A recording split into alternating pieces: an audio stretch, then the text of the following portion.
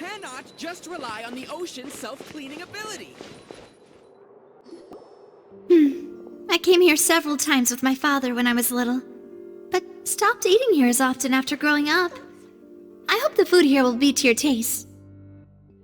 Oh, don't worry. We haven't eaten at a hotel like this in a while. Paimon's getting excited already. In that case, I'll go order for us first. Please wait here a moment.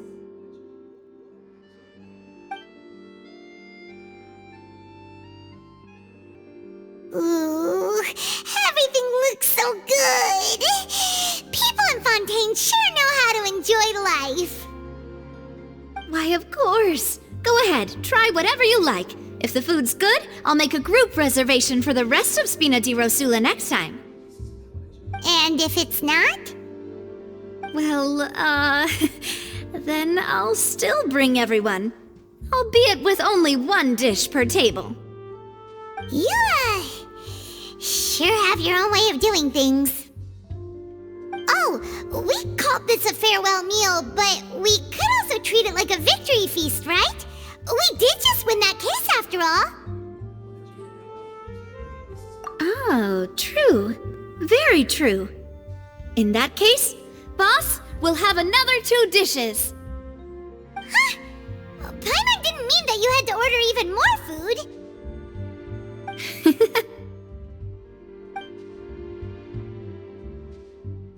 Speaking of cases, do you think that the mastermind behind the serial disappearances will get caught soon now that this has all happened? Well, we've certainly taken a big step forward, but I feel that's about it. We know that there's an organization that means to dissolve these young women, but we still don't know what they are really after. If it hadn't happened right in front of us, Paimon wouldn't have ever believed that a person could be dissolved like that. Right? Yet it was because this was such a preposterous notion that the investigation could never really move forward before. Ugh. If only that guy could have finished speaking! We were so close to hearing who was behind it. In such investigations, even the smallest step can seem like a yawning chasm if the trail of clues is cut off.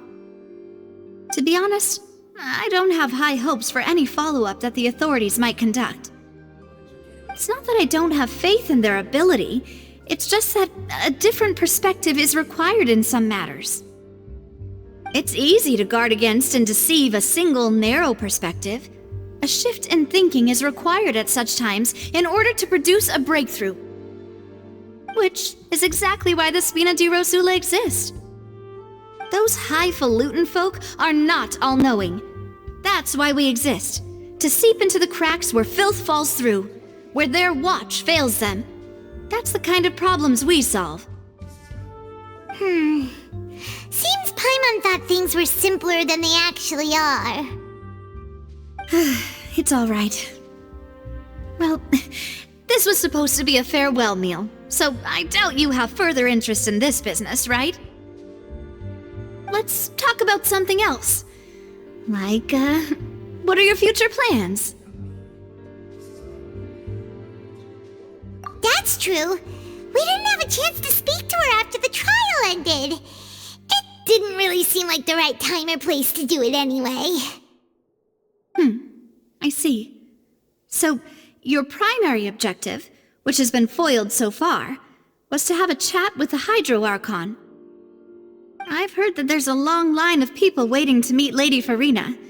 I suspect you'll be waiting for quite a while, considering that you missed your chance today. Yeah, we've heard that she's super popular here in Fontaine, and that it'll be tough getting any of her time. Well, would you consider some more, unique ways? Perhaps even methods of, let's say, questionable legality? Guess that's Spina di Rosula's boss for you. Chock full of sketchy ideas. Well, what did you have in mind? Well, one way would be to infiltrate a performance troupe at the Opera House, only to abandon your act at the play's climax and ask to speak to her after the performance. I'm sure Lady Farina would be eager to see the ending, and would agree in order to finish watching the play. Don't you think?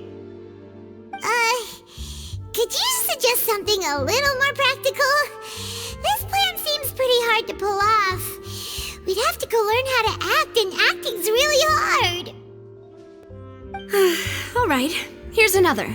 Find a way to conceal yourselves under her bed. Then, wake her up in the dead of night and demand answers. Don't let her go back to sleep until she answers all your questions. I can personally testify that this one works. When I'm sleepy, I'll do anything as long as I can finally get some sleep. That might work, but that's not really the problem. The problem is we don't want to get ourselves arrested. Ah, valid point. I overlooked that part. I was just thinking about leveraging a person's desire for sleep. All right, no more joking around. Perhaps you could... Oh, I don't know. Cut the line when she's on a break. You did defeat her in court, clearing citizens of hers from false accusations.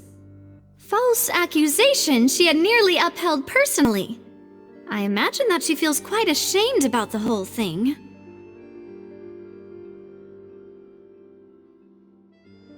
You mean that if we catch her while she's on a break, she might be too embarrassed to refuse? Oh, that does make some sense. Why don't we give it a try after this meal? You know, strike while the iron is hot and all. Huh? Paimon, did you drink my Fanta? Was this your drink? Sorry about that. Paimon wasn't really paying attention and the cup was right next to Paimon. Would you like to order another? No, it's fine. We're just about done here. Alright. Honestly, Paimon wouldn't recommend Fanta anyway. It tastes kinda salty and icky. Is that so? Huh. Well, in that case, we'll have to blacklist the Fanta here then. If we're all finished eating, then I'll go pay. Yeah, we're stuffed. Thanks for the treat, Navia.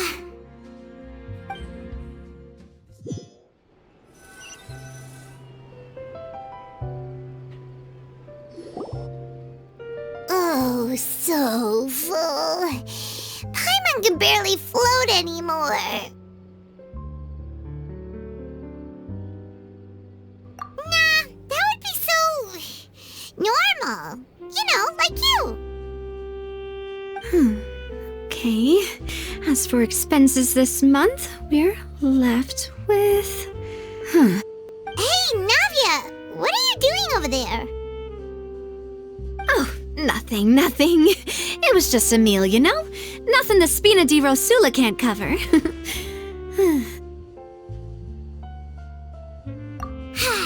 Let's get ready to try to meet the Hydro Archon again. Bye, Navia! So this is goodbye, huh? Well, if you do encounter any other trouble in Fontaine, you're always welcome to contact the Spina di Rosula. I'll give your request the highest priority. In any case, I wish you smooth sailing. I'll see you again, partner. See ya!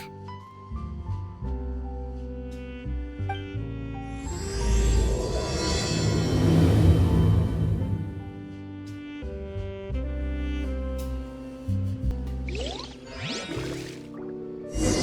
cannot just rely on the ocean's self-cleaning ability.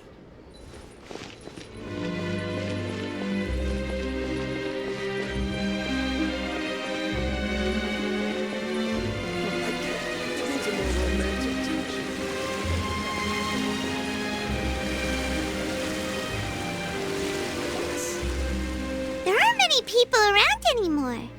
Looks like that boat we took to Araneas might have been the last one. Vacher. Looks like we're back here again. Huh? Traveler? Are you hearing voices again? Ugh. That's kinda spooky. Are you sure we don't want to come back in the morning? Vache? Vache! Hey, why are you still walking towards it? There might be something nasty in the water. Huh? Hang on. Paimon can kinda hear a voice. It's calling for Vache, right?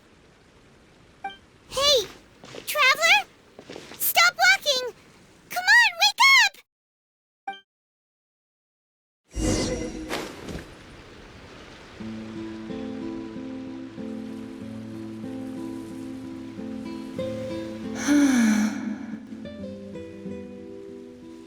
Vache! Are you... my dear Vache? No, wait. You seem to be someone else. Do you know Vache? Do you know where my love is? Wait. Who am I? I'm very sorry. I fear I do not know. My memories feel like they have been washed away like a flood. So many fragments dissolved amidst the tide, never to be recovered. How much have I lost? How many things that I once held dear while on land have I since forgotten? Yes, that is what I was once. But now, I am but the consciousness of one who is lost, therefore. I do not know how I came to be like this either. I only vaguely remember being covered in light blue water, and then all grew dim.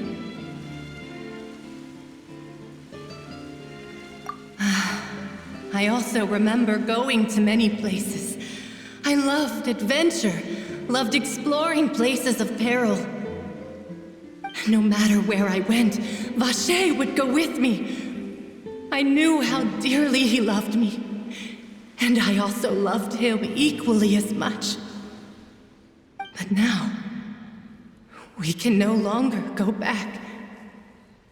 The pain of such parting, I never knew how heavy it could be. No, our reunion no longer has any meaning. There is no way for us to create any new memories. The thought of me gives him no succor, so let it lie forgotten beneath the waters. If you meet Vache, tell him not to look for me. Tell him to move on. That is the only thing I still remember. Perhaps that is so. As I was submerged in the waters, losing consciousness, I saw Vache above the surface. His eyes were filled with such sorrow, such longing. If only I could have comforted him. Told him that I did not suffer. Indeed, I had felt a great warmth.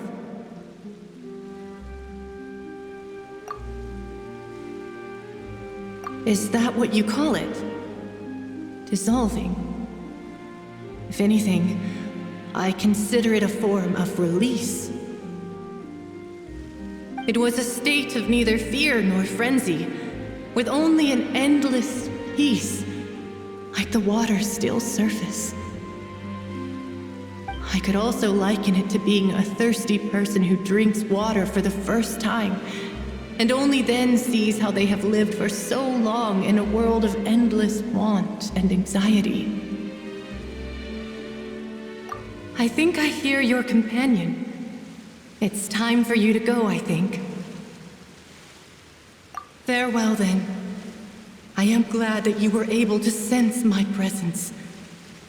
Remember, if you see Vache, tell him not to seek me out any longer.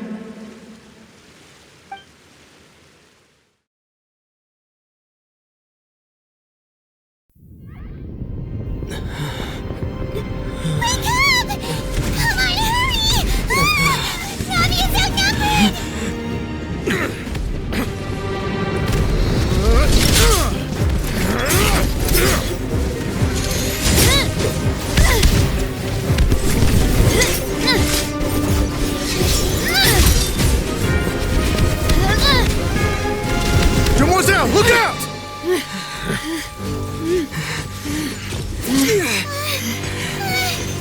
Dear God, it's a whole army of Gardamex.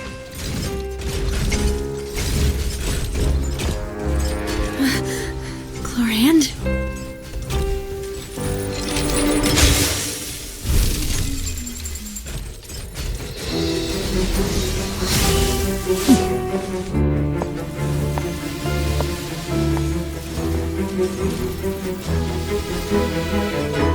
Quick, now's our chance!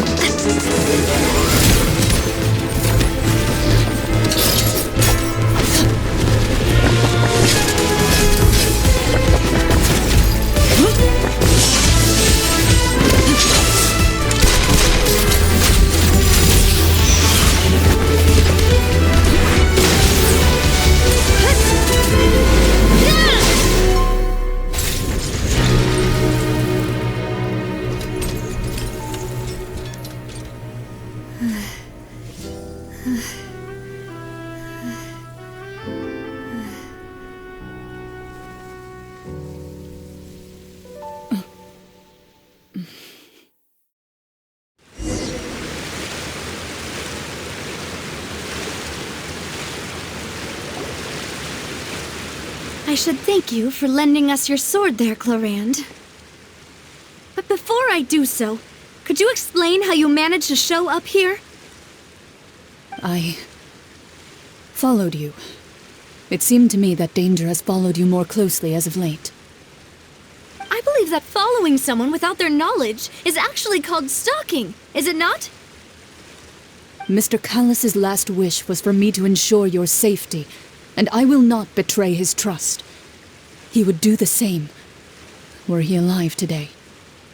Do not speak of my father! Sorry, demoiselle. I was not strong enough. Thank you for your aid, Miss Chlorand, but do keep an eye out for your manner of speech.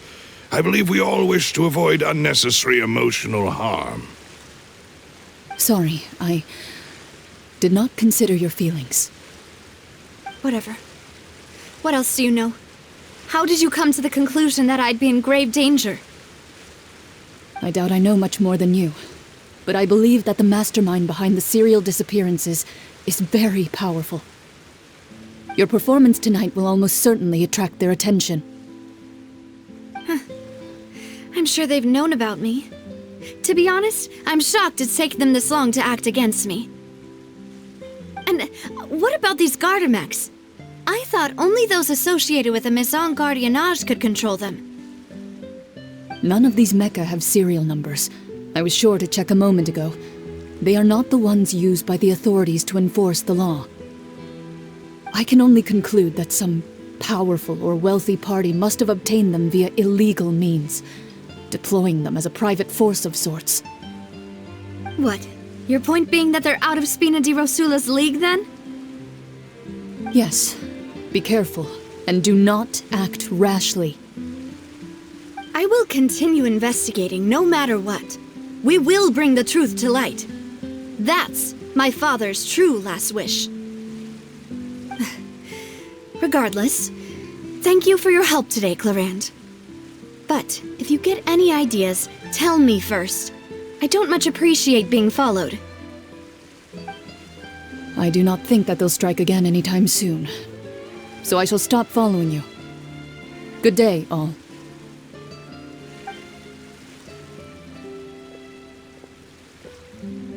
Right. I suppose that's the best news we've gotten today. Demoiselle, I believe that Miss Chlorand was being sincere with you. If we tried, we could attempt to thaw relations a little. I know, she's... Oh, thank goodness! Paimon thought we were done for! Those Gardamex came out of nowhere while you were unconscious, and Navia and her gang saved us! Oh, and there was that champion duelist named Chlorand who came out to save us too! We got lucky there. Paimon probably couldn't have fought them off otherwise.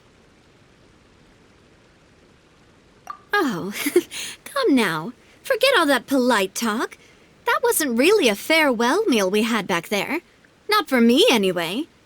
In truth, I hope that every meal we have together shall be a victory feast.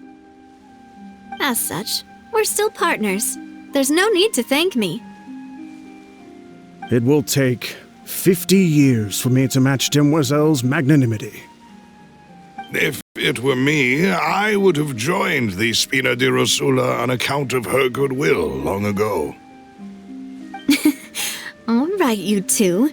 That's enough. Actually, Navia, how did you know that we were in danger? You sure did show up in the nick of time. Well, to be honest, you're the one who tipped us off, Paimon. Huh? Really? Paimon contributed somehow? Ooh, Paimon's even more amazing than she thought! Yes, all thanks to you grabbing my drink by mistake. How did that help? After we parted ways, I was on the way back to one of our bases when I suddenly thought of what you said. That the Fanta tasted kind of salty and icky. Fanta only comes in sweet flavors, so how could it have tasted salty? The color of the drink, if I recall, had also been a bit off. So the Fanta had been spiked with water from the primordial sea? Yes, so if you hadn't drunk that cup for me... Spina di Rosula is preparing the grandest of awards for you as we speak for saving the boss. Huh? Really? I sent people to Hotel de Boer to investigate, but whoever did this left no trace at all. That's when I figured out that you might be in danger and hurried here as quickly as I could. But why would they go after us too? All we did was defend Lyney in court and help clear his name.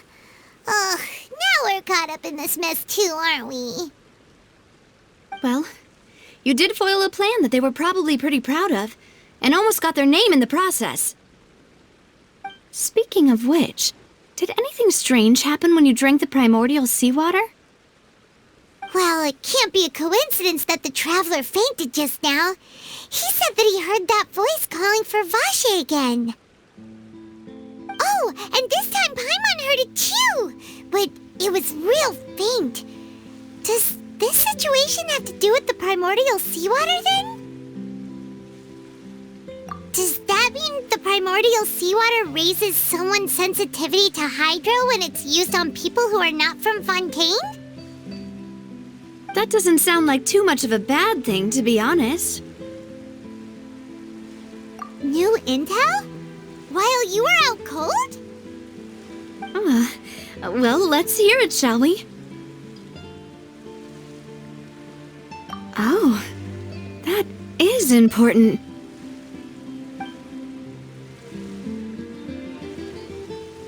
Vache. That name doesn't ring a bell. I suppose he hasn't stepped forward as a witness in court lately. Since he saw that young woman dissolve, he was at least at the crime scene. But he never gave testimony or any information regarding people dissolving in the primordial seawater. Could he have been threatened?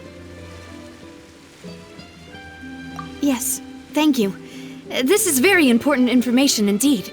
We will continue to investigate. Oh, you mean you'll help us investigate? Well, you did say that our farewell meal didn't really count. That means we're still partners, right? And besides, we're in this now whether we like it or not.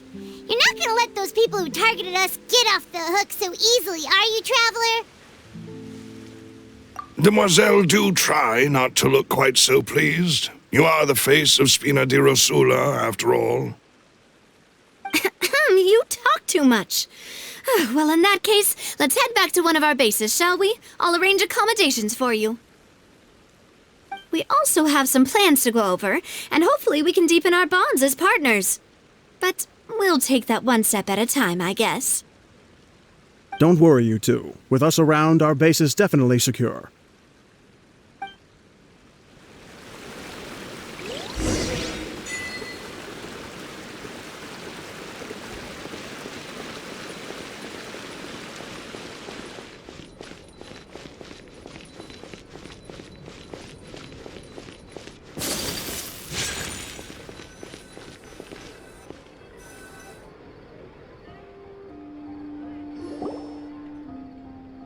It's right up ahead, but let's make sure we weren't followed first.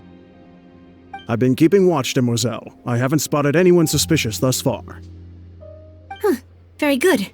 But let's not let our guard down for now. I shall find rooms for our respected guests. Thank you, Malus. Now, let's continue, traveler.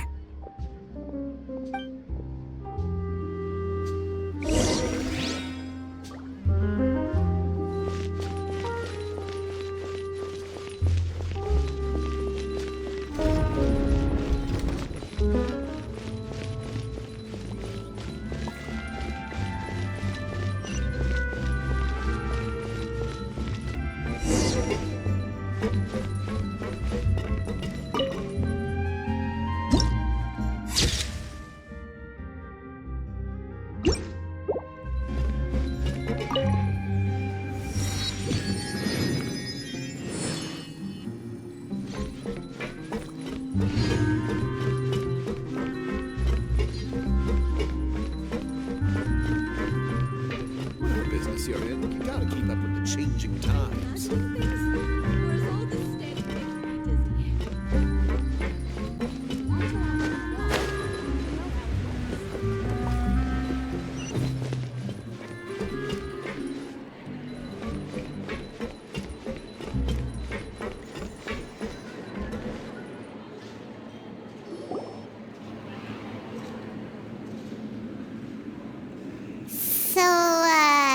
This is your base?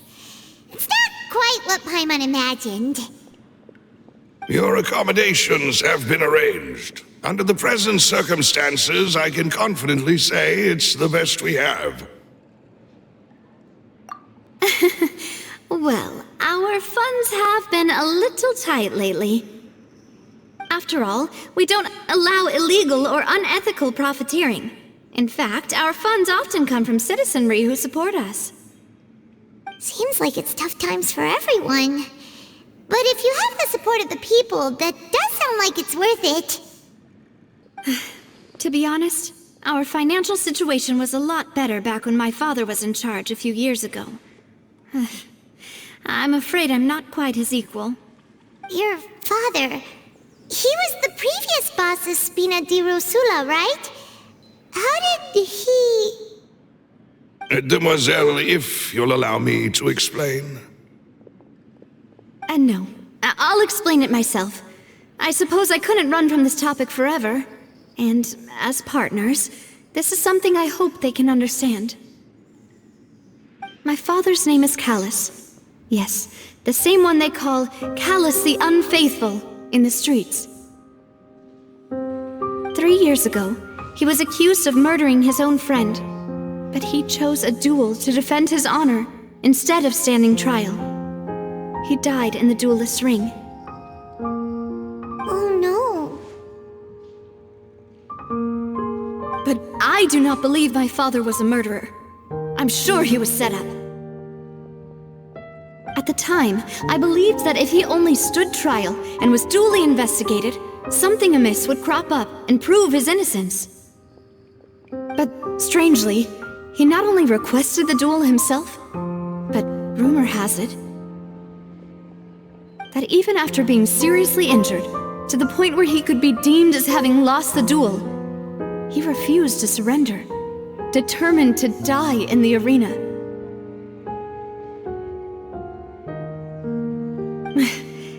Three years later, I still don't understand why he did that.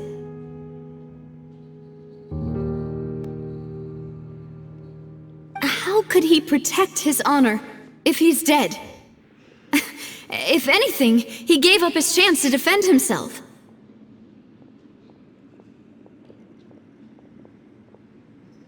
The closest piece of info I have is that my father had been investigating the serial disappearances case at the time of his death. Ah, so that's why you're so determined to get to the bottom of that case. That's right. I've also tried to investigate the murder my father was implicated in, but I haven't found a single new clue in my countless reviews of the investigation records. However, I believe that if the murder case is related to those behind the disappearances, they must know something.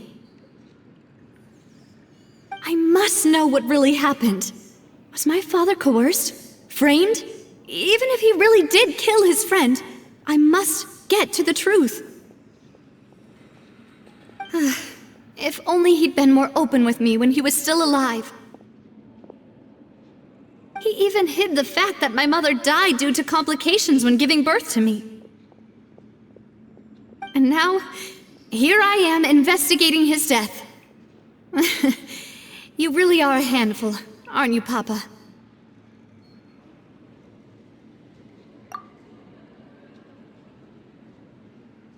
Demoiselle, please, if there is anything I can do, anything at all. I also will never believe that Master Callus murdered anyone. There are none whom I respect more than the two of you, Demoiselle. Master Callus did so much good in life, yet all it took was one murder case for him to be dubbed Callus the Unfaithful. Even our supporters decreased greatly due to that incident, hence our strained finances at present. Wait, if Callus was such a good man, wouldn't people at least be a little suspicious when he was accused? No. Perhaps people just revel in that kind of drama. It's not something exclusive to people from Fontaine, really. Everyone's like that. People love watching the evil turn over a new leaf, but they also enjoy watching good people fall into an abyss from one slip-up just as much. But how could... never mind. If Callus was really falsely accused, we have to find the truth. He didn't deserve to have that happen to him. There is one other thing. Master Callus's opponent in the duel was Ms. Clorand. Oh, her? Well, then, isn't that as good as saying that she was the one who killed him? Yeah, that's not the sort of thing that you can just let go and move on from. Ms. Clorand has always placed great emphasis on the honorable nature of the duel. If her opponent doesn't yield, she will not stop either. She knew Master Callus beforehand and greatly respected him, but seeing how he was resolute in the arena, there was only ever one choice she could have made. It's not that I don't understand her at all, but I just can't deal with this yet. Don't worry, Navia. Paimon knows how you feel. You don't have to force yourself to do that. Afterward, Ms. Clorand told us that at the start of the duel, Master Callus requested that she ensure Demoiselle Navia's safety. Yes, that is our understanding as well. Oh, Papa. What madness drove you to ask the person who killed you to take care of me? All right, anyway, that's the information I wanted to share with you. Even if it did sound like I was just complaining towards the end. Thanks. You two should go and rest. This was quite a day after all. Yeah, Paimon's feet. Please, relax and get some sleep. We will ensure you rest soundly.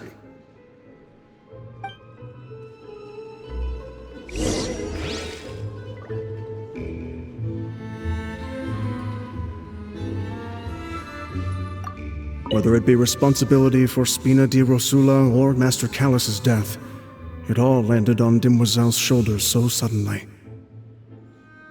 This won't do. I must become stronger.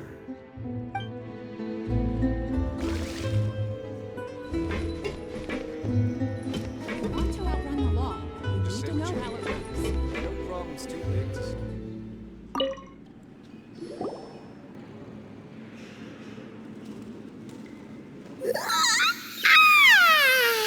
Paimon slept so well. safe. Huh? Navia? Where did the other two go? I sent them back to Poisson. It's Spina de Rosula's place of origin, and where we have our headquarters. There's not much for them to do here at the moment. Paimon gets the feeling that you're just trying to get them off your back. But never mind that. When did you get back? Were you waiting here the whole time? No, I just returned after going out for a while. I did some investigating yesterday regarding the name Vache. Wait, so you didn't sleep at all? How could I after having such critical new evidence appear?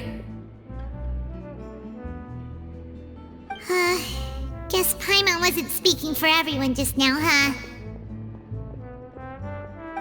Unfortunately, this name seems to have been wiped from existence.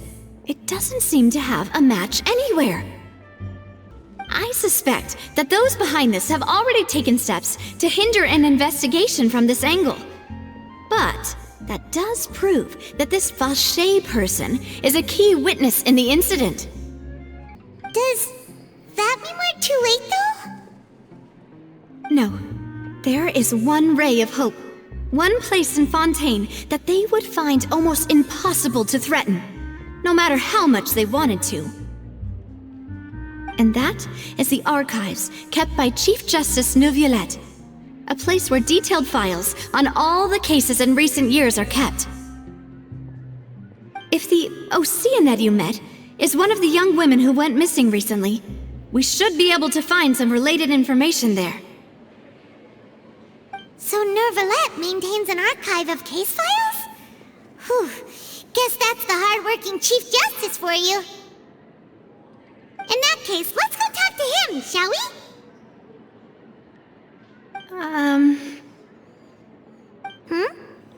Aren't you coming along, Navia? Did you get tired? No, it's nothing. Let's go see the Honorable Chief Justice.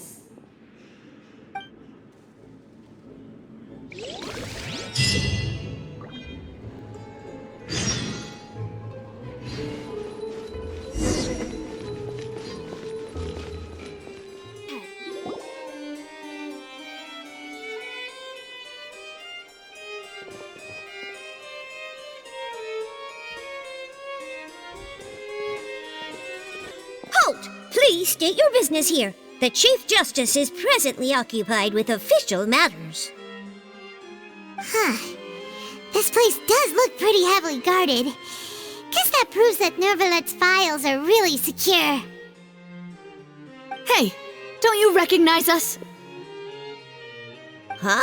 Who are you? Just to be clear, I don't care who you are or who you might be related to. Our rules make no exceptions. See? They've got great discipline, too. Yep. Paimon can tell. If you're here just to crack jokes, I can point you towards the exit. Unlike some, we're busy, so please leave if you don't have a reason to be here. No. What I meant to say is, shouldn't you remember us from a few days ago? We were at the trial of the great magician Lyney. Oh, yes, I remember. I read about it in the Steambird. You must be Lyney's attorneys. It's all coming back to me now. We're here today to report and archive some information on a follow-up case. Is that even a thing? Of course. Don't worry. We're here on official business. You can trust us. All right then, I'll let you through. The Chief Justice is just inside. Thanks so much.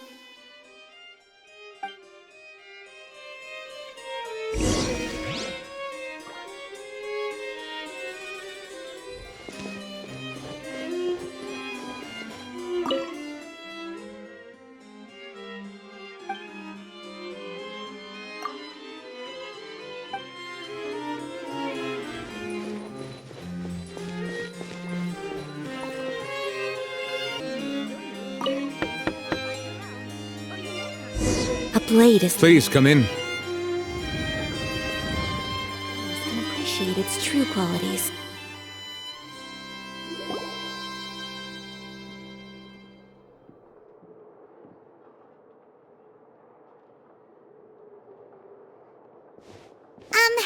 Sorry to barge in, Monsieur Nervalet. We only lied to get in because we didn't know any other way. It's all right. Please let me know how I may be of assistance to you. So you're not mad at us? We're looking for a man called Vacher. He may have been an eyewitness in the serial disappearances case. If we can find him, we may be able to unearth some key information on the case. Ah, I see. In that case, please wait here a moment while I browse through the files.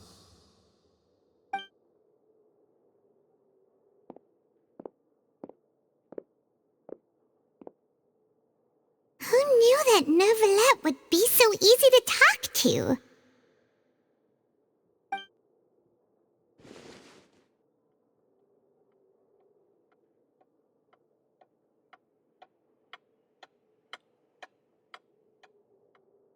Unfortunately, I'm quite certain that no one by the name of Vacher has been involved in any case, criminal or civil, in the past several years.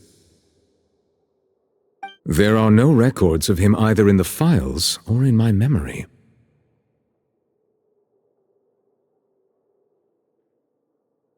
Traveler, what if it was really just a dream? Is that so? All right then. Thank you so much, Monsieur Neuvillette. We'll take our leave now. Ahem.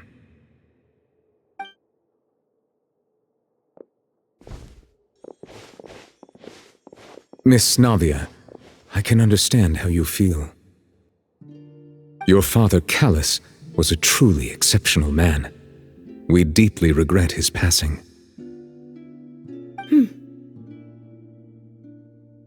And what are you trying to say, Monsieur Neuvillette? Are you trying to console me?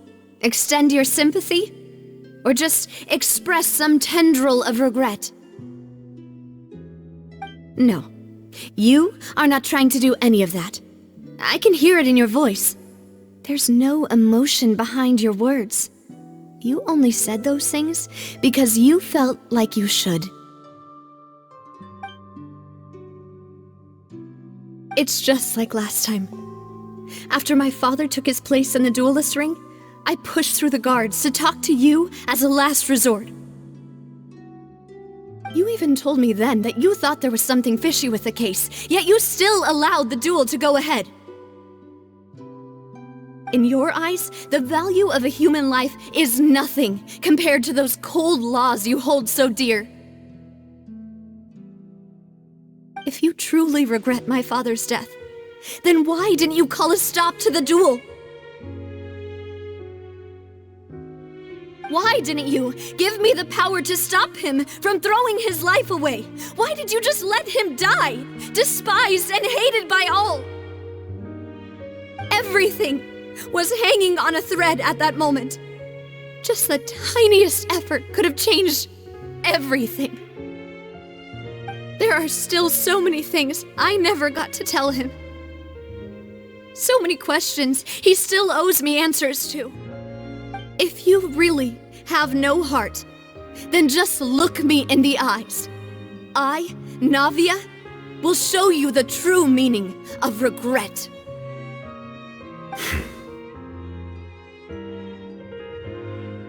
I'm sorry, Miss Navia. You and my father are truly alike. You keep all kinds of things in your heart and never say a word to anyone. It's not so much that you can't feel, but that you would never express anything. Oh well. In any case, everyone already knows full well the apathy of the Chief Justice. My apologies for taking my emotions out on you, Monsieur Chief Justice. Let's go, Traveler and Paimon.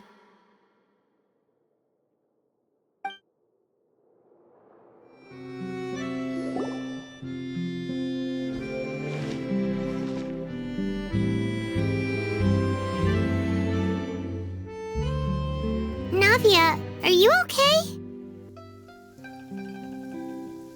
I'm fine.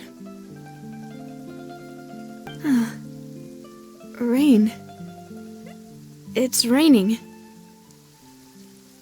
You're right. Wasn't it still sunny when we went into the building?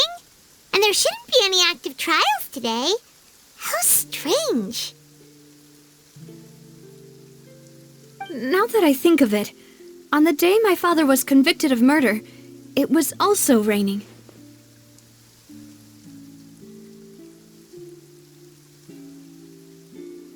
What is it? Did you think of something?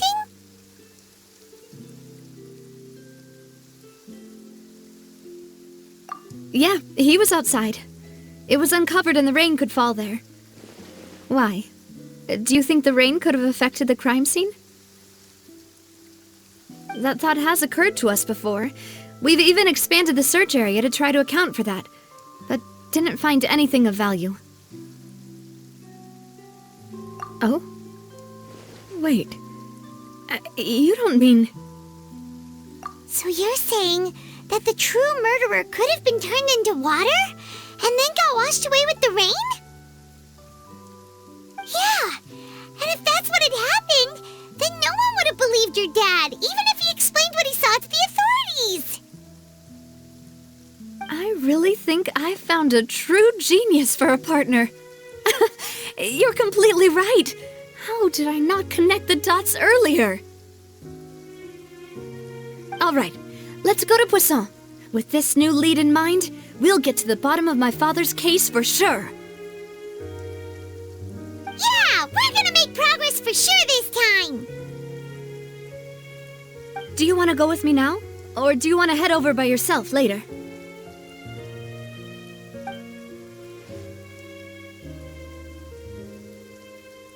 Great, let's go then.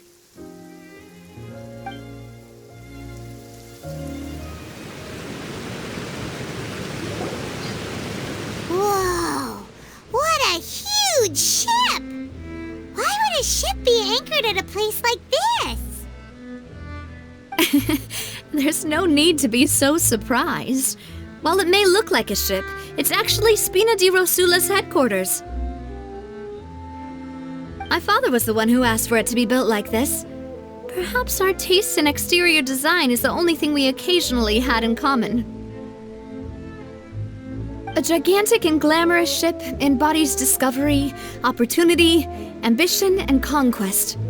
It symbolizes Spina di Rosula's bright and limitless future.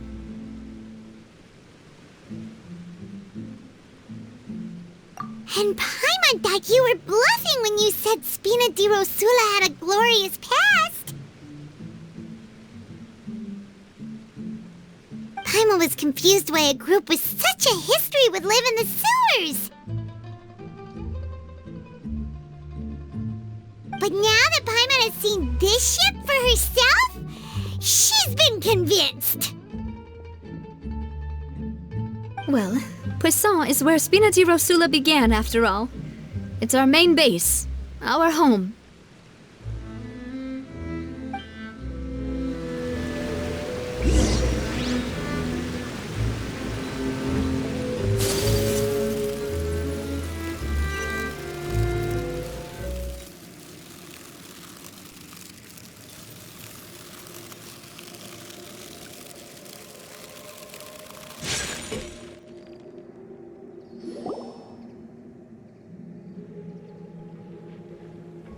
Melus, we're back! Apologies for the wait, demoiselle, and our most important partners. You said before that you still had some business at the court. What brings you back to Poisson so quickly? About that. It's because my partner here reminded me of something really important.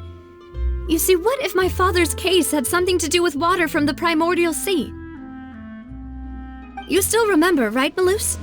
On that night, it was raining? Yes, the case was quite similar to that of Mr. Lyney's. Both were what you'd call impossible murders. Could you tell bit more about what happened before? Yeah, of course. Many years ago, something called synth began to gain popularity in Poisson. At a glance, it was a kind of drink that could excite your mood and produce many pleasant hallucinations. Wait! Didn't that guard guy who turned into water also mention that the primordial water could be used to produce some kind of potion? Yes, he did. Considering what we know now, it's almost certain that synth is created using water from the primordial sea.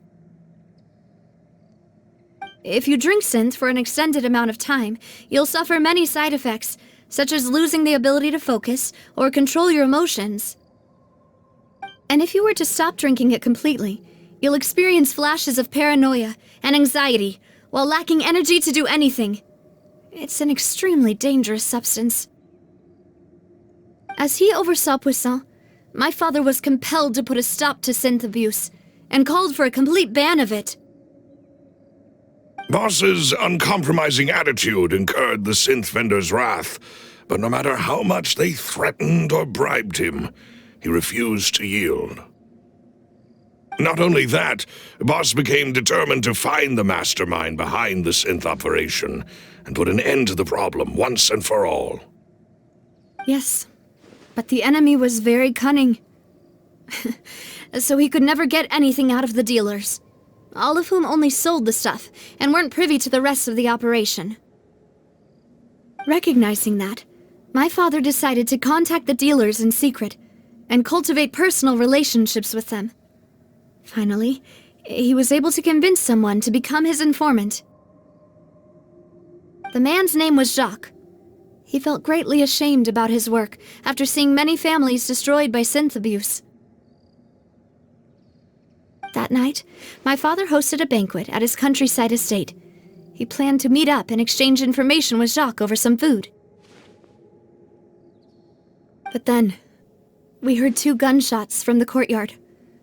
We raced to the scene and found my father, still holding a gun, and Jacques, who was already dead on the ground.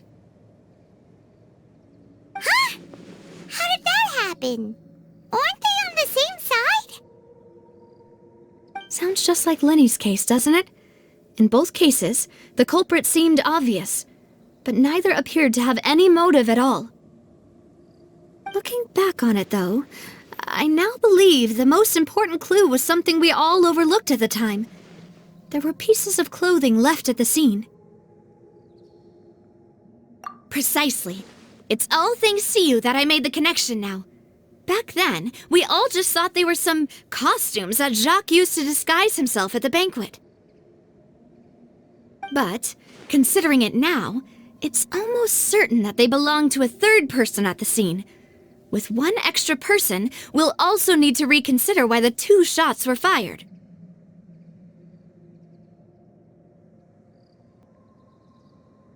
You're right. We still don't know what happened. But my intuition tells me that we're on the right track to figuring it all out. I'm finally headed towards the truth. Jacques was an empathetic man who was infinitely remorseful for his past actions. It's unlikely that he turned on Boss with 0 warning. I think this third person is probably the key to the full truth. On that note, however, even though this will not please you, demoiselle, as your and your father's butler, I must still offer a word of warning. Our opponent is insidious and cruel. They are extremely difficult to deal with, and Boss has already lost his life trying to bring them to justice. Even though Spina de Rosula has lost most of its former glory, Poisson has welcomed a new time of peace, and we have been allowed to live out our lives. There is no need to follow your father's path. It would be both wise and in line with Boss's wishes to step back and give up on the case.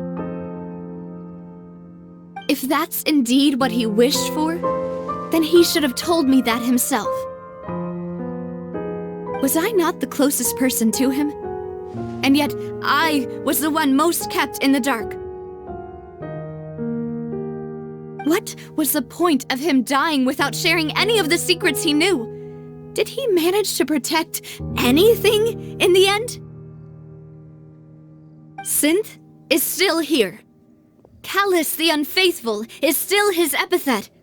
And Spina di Rosula is barely getting by. Nothing has changed. Did he think I'd just accept his meaningless death and live out my life just as meaninglessly? I've never accepted that. Ever. Not since that day, and certainly not now. I want to find out the real answer for everyone's sake. For the missing girls, for the victims, and for myself. Navia. This is indeed the best moment to act. Your partner appears to be quite reliable, and more importantly, demoiselle, I think you're also ready to take this on. So you do know something else, Maloose? Yes, I do. In fact, even before that banquet, Boss already knew of the connection between Synth and the serial disappearances case. But what drove all the tensions to the boiling point was the revelation that you, demoiselle, had been selected as the next target to disappear. What?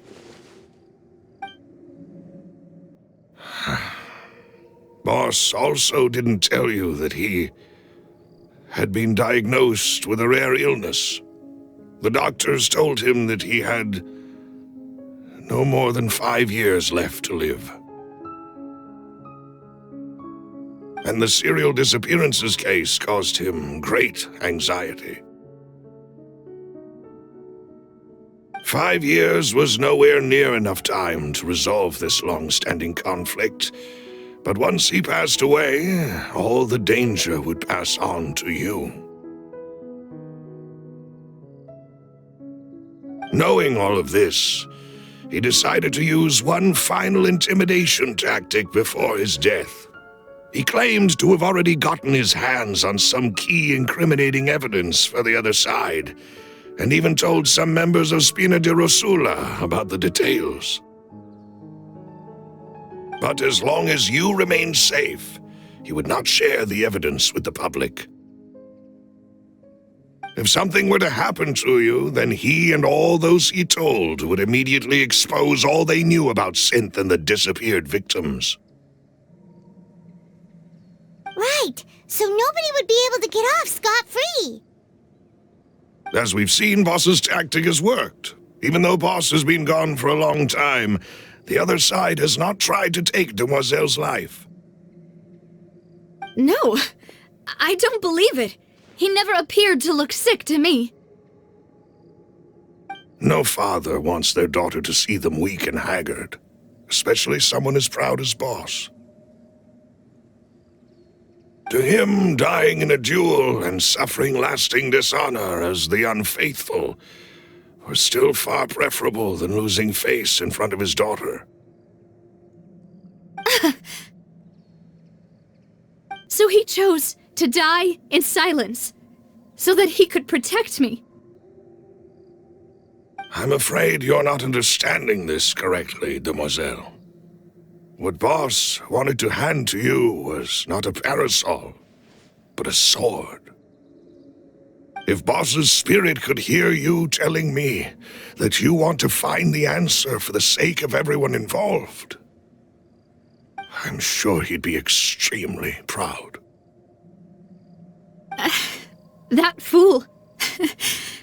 Couldn't he have just given it to me straight? No. He might have set up everything precisely because he never thought I'd be able to understand him. Is that the amount of confidence he had in me?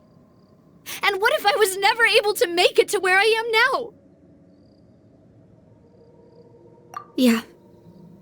I suppose that's true. With the way he'd set things up, if I had wanted, I could have just lived out my life without a care in the world. But thankfully, he rarely talked to me about complex matters, and thus understood little of me as a person. In this case, he really didn't need to give me an easy way out. Malus, what was the key evidence that he shared with you? It's the location where synth is produced. Essentially, it's the enemy's headquarters. When he was threatening the enemy, Boss didn't share the specifics of the incriminating evidence he found. But if you want to use it against the enemy, you'll still have to take several things into consideration. Why?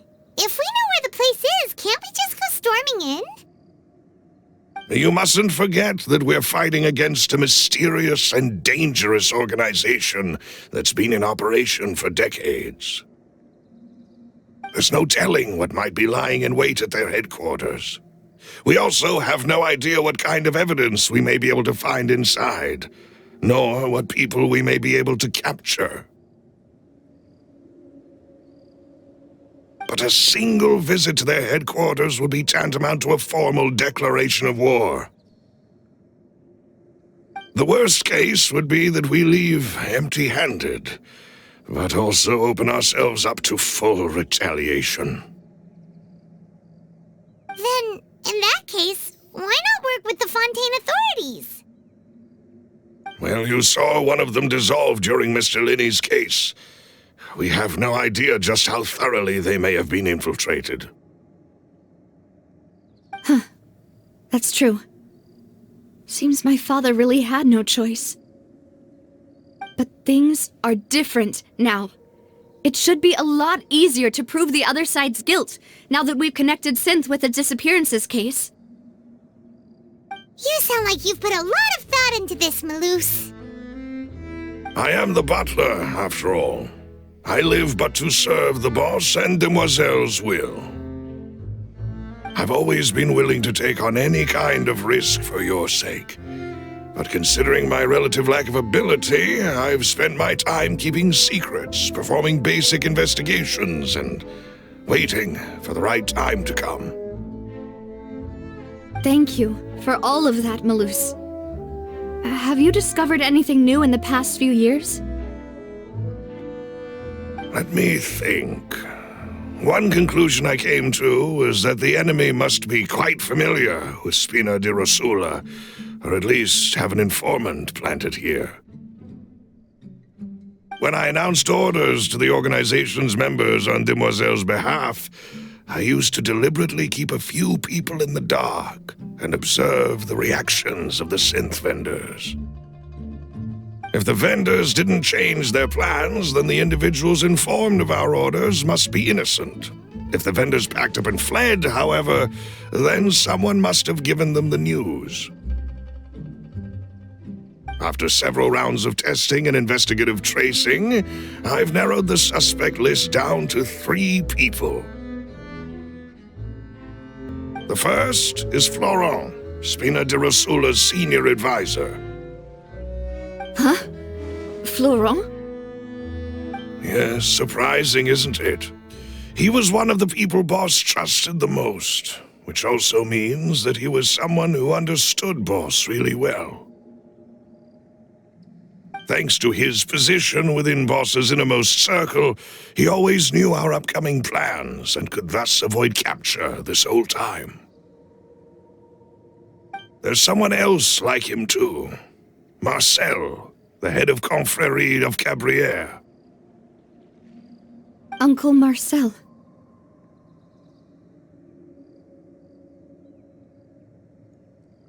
It's a guild in Poisson. Boss helped it to grow to its current size and prominence. In the beginning, they were only reselling some daily goods, but now they're one of the richest guilds around, with a lot of business connections in the city. So, they're like a sister organization of Spina di Rosula? Yes, you can say that. When we were fighting against the synth dealers, they provided us with plenty of support. It's a bit difficult to imagine someone using their own money to hunt down themselves. The final suspect is Thierry, the man responsible for coordinating information between Spina di Rosula and the guards. Although the guards mostly leave us to our own devices, there are still many activities we have to report to the local authorities. Since Thierry is always in the know about our current activities, he could theoretically always plan one step ahead. I see. These are all people who I communicate with quite regularly.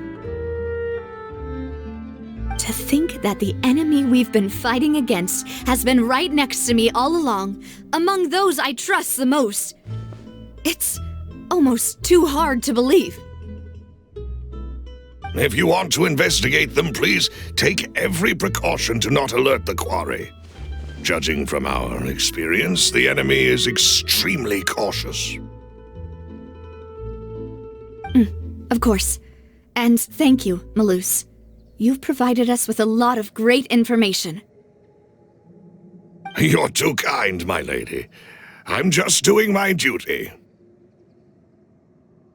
And before I forget, proving Boss's innocence would also mean clearing him of blame in Jacques' death.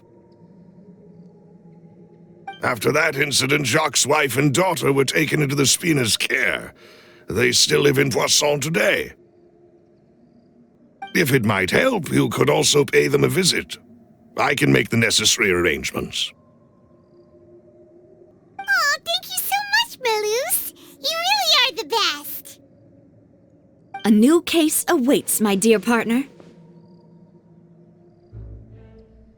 I hope we can work together to uncover the truth and end this case once and for all.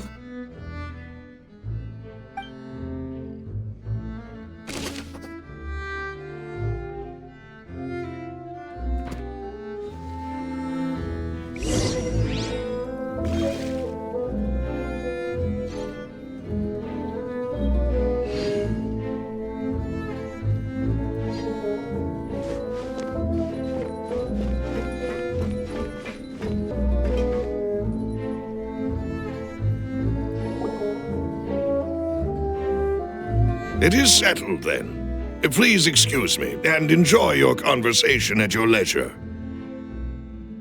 Thank you for arranging everything for us, Malus. Excuse me, miss. Do you need anything from us? Hey,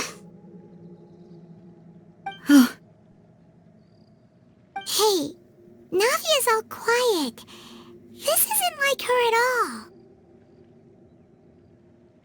I'm sorry that I only came to visit after all this time. After what happened, I didn't know how I was supposed to face the two of you. Ah, if it's about that, there's no need to apologize. After my husband died, Spina di Rosula sent us a lot of mora and support. I understood your guilt and apology to be genuine. But aren't all of those things nothing compared to the loss of Jacques? I can understand the kind of pain that comes with losing a father so needlessly. You don't understand at all. I didn't know how to face you, because I didn't know what I could possibly bring as a consolation gift. I know only the full truth could bring closure to you, and to all of us.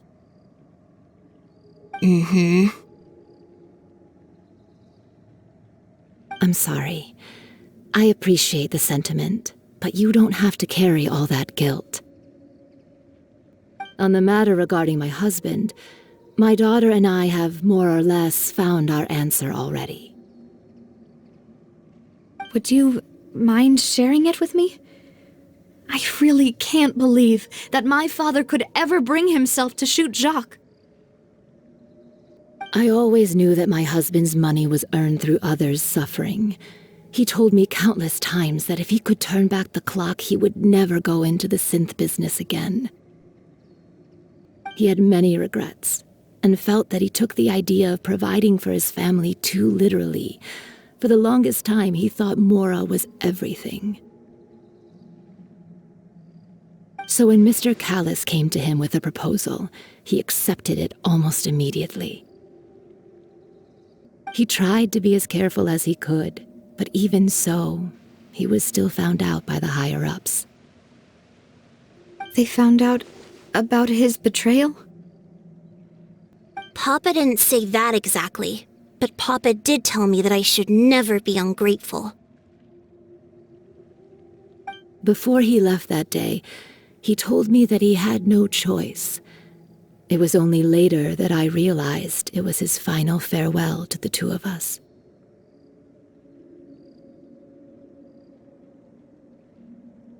I don't know that for sure, but you could say that's the conclusion I eventually came to. Which is why I'm the one who should feel guilty.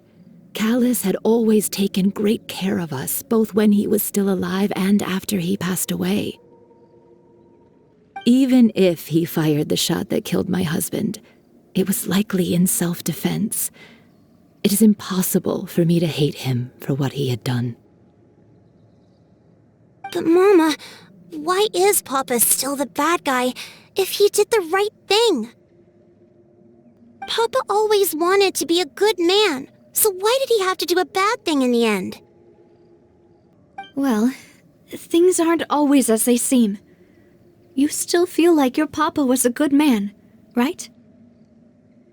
Yeah, Papa was a really good man. The best in the whole world. Then you should hold on to that. If a good man had to do a bad thing, then he must have had his reasons. Regardless of whether he left you a parasol or a sword, he must have done so to give you a better life. Oh. Thank you for everything you've told me. I will definitely find the truth. The current state of things is not something I'm willing to just sit back and accept. Thank you. I'm very grateful to hear this from you. Even though your personality is quite different from your father's, your determination when you speak is really similar. You really think so? That's the first time anyone said that to me.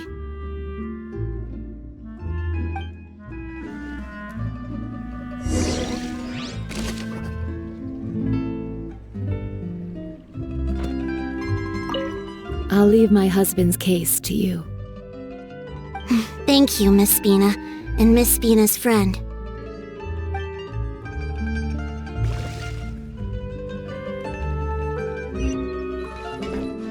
Are you okay, Navia?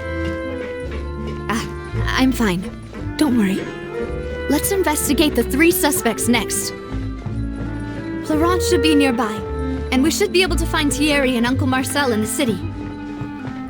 I'll get myself together on the way, so please don't worry.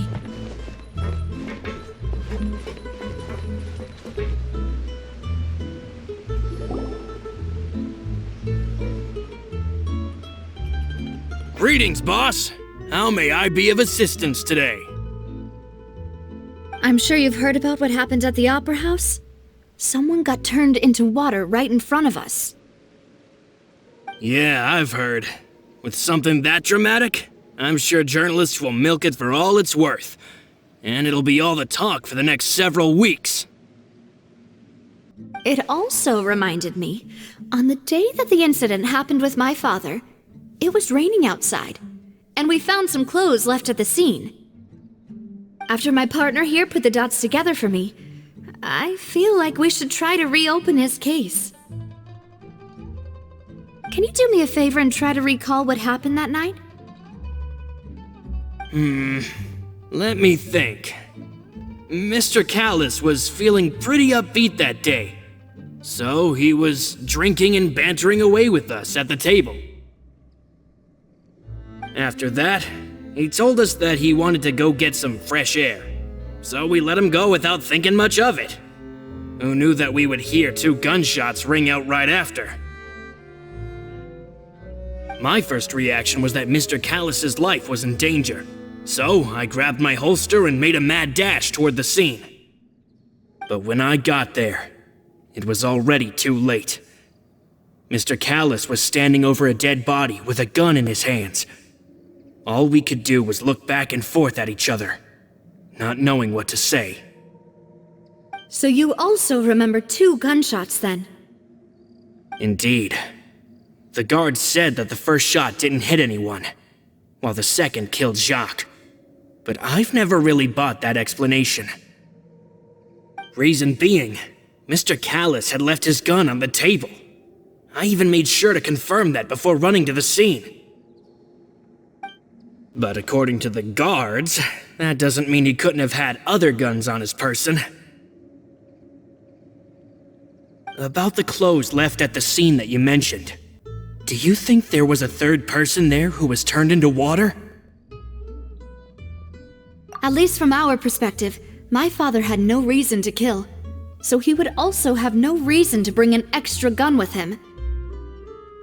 The gun he was holding probably belonged to Jacques, or a third person on the scene. Yeah, that makes a lot of sense. So you're saying Mr. Callus ended up with the gun because he seized it from one of the other guys? But hold on.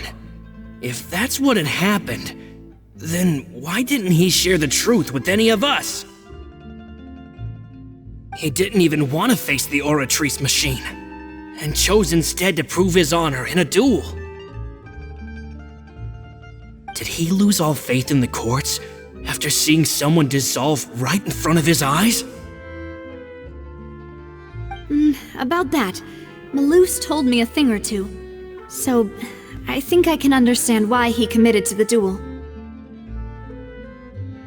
I'll tell you everything once the whole truth has been revealed. I understand. Then I'll leave Mr. Callus's honor in your hands, boss. And if I may just say one more thing, the whole Callus the Unfaithful epithet has been a thorn in my side since the day it was invented.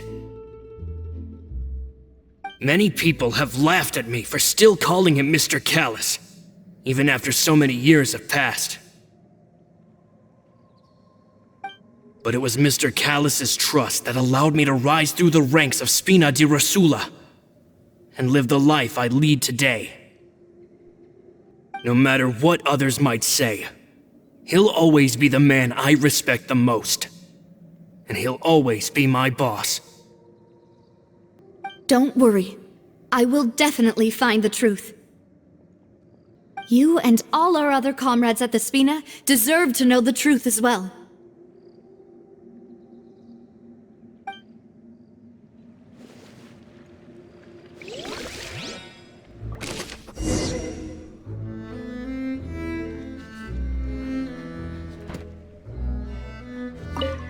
My apologies, boss, for that last sentimental bit. It's just, many years have passed while I've held my tongue. It's not often that I get to share my true feelings with others.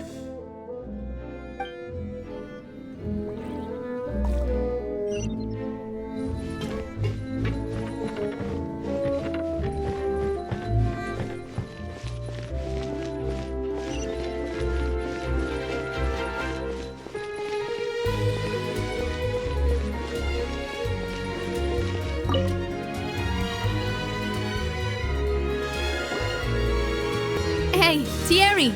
It's me! Oh, now, what brings you here, Miss Navia? I've heard that you made quite the name for yourself at the Opera House. Oh, so you've got news of that already. Oh, okay. Hey, I'm also a member of the Guards, you know. The way you make it sound, people would think I was sent off to Poisson because I had done something wrong. Are you sure there isn't a little bit of truth in that? Under normal circumstances, shouldn't you have been called back to the city already? I mean, where I work is really up to me. Let's just say I enjoy the ambiance of Poisson. Callus did a fantastic job running the town, building Spina di Rosula from the ground up and clearing many obstructions in my way. It would be next to impossible for me to find a similarly easy but high-paying job in the city. Anyway, enough chit-chat. Are these two friends of yours? You, here for some formal business? Yes. These two are my partners. What happened at the Opera House made us realize that Lyney's case and my father's may be related. We're trying to reinvestigate the details of my father's old case. Ah, I get it. You think there might be more to the case now that we know people can be dissolved into water, right? I was also flabbergasted when I first heard of it. If you want to go through the original files from your father's case, I can help you look for them. That'd be much appreciated. Thank you. Actually, I have another question. Do you have the authority to dispatch Gardamex? Of course. Without them, I couldn't possibly handle Poisson on my own. Why do you ask? We definitely can't use them to forcefully get more evidence for your father's case. Well, you see, just recently, we were attacked by a horde of unnumbered Gardamex in the city. So, if you hypothetically wanted to do something against me, all you would need to do is get rid of the mecha serial numbers and send them after me. Then you think too highly of my abilities. Dispatching mecha is very different from controlling them. If I had to make an analogy, when you order a dish, the chef will make it for you. You can ask the chef to cook, but not to massage your shoulders or carry your baggage. If you try to make unreasonable demands, the chef would just think you're out of your mind and ignore you completely. The same goes for me and my Gardamex. Removing a serial number is also not as easy as you might think. There are a lot of complex steps to it, and it's almost impossible to keep it a secret. So I can promise you, those mecha were definitely private units. They're certainly not cheap. So, whoever their owner is must be super rich, powerful, or both. Now that you mention it, though, being in the synth business would definitely be profitable enough to afford this. Oh, then you're officially in the clear, Thierry. Oh, well, thank you for the vote of confidence, Navia. Jokes aside, I'd like to wish you all the best with your investigation. I'll be staying in the city for a little while, so just come find me if you need any support from the guards.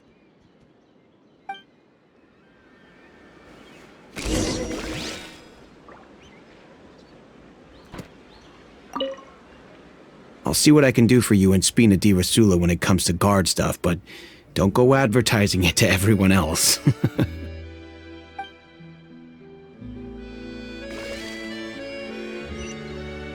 Welcome to Palais Mermoni.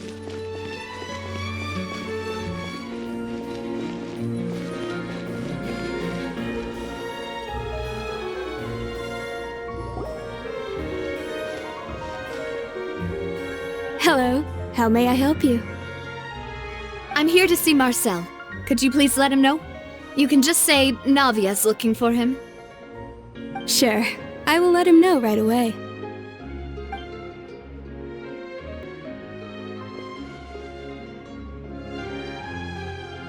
Navia, hello. Sorry to keep you waiting. I'm not as young as I used to be, so my legs are giving out a bit. Oh, it's all right, Uncle Marcel. There's no need to stress. I just wanted to talk to you briefly about what happened in the Opera House. I'm sure you saw everything too, right? Yes, I've never seen anything so strange. Oh, you were at the Opera House too? That's right. I went there with Navia to see the magic show. Who knew it would turn into a whole murder mystery? I also witnessed your marvelous sleuthing work. Quite impressive. To beat the Hydro Archon at her own game on her own turf, I can already imagine everyone in Fontaine discussing your exploits over a few glasses of wine. Oh, Paimon doesn't want to become the talk of drunkards. Apologies. It's just how Fontaine is as a nation. Everyone loves drama and theatrics. Uncle Marcel, you've also noticed that other thing, right? The fact that humans can dissolve in water? Yes, I was reminded of your father's case right away. Is that what you're investigating now? Exactly. I still don't have much solid proof, but I can sense that the other side has already begun to act. Oh, and what makes you say that? We were attacked on Araneus by some unnumbered Gardamex. And there was also an attempt to get me to drink water from the primordial sea. If not for the vigilance of my partner, I probably wouldn't even be here talking to you right now. Oh, you're giving us too much credit. Wasn't it you who protected us? Alas, it seems things are heating up again. The peace that Callus sought so dearly will soon become a thing of the past. But rest assured, Navia, Poisson will always remain a safe haven for you. If you're scared, you can always return there. If anyone dares to lay their hands on you there, the Confrérie of Cabrières will use its funds to the last Mora to bring them to justice. Thank you, Uncle Marcel. But I don't intend to go into hiding. I'm going to strike while the iron's hot. Do you have any new thoughts on my father's case? About that.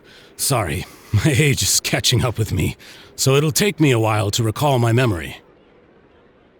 The Confrérie was responsible for that banquet, so I was out and about the whole time making sure things were running smoothly. I didn't even have the time to drink with the guests. Then I heard the sound of a gunshot, and the rest was history. Oh, it's okay. No need to push yourself. We'll ask around some more, see if there are any valuable clues elsewhere. Sounds good. Just let me know if you ever need Mora. All my wealth comes from Callus's patronage and support. I'll spend however much it takes to clear his name.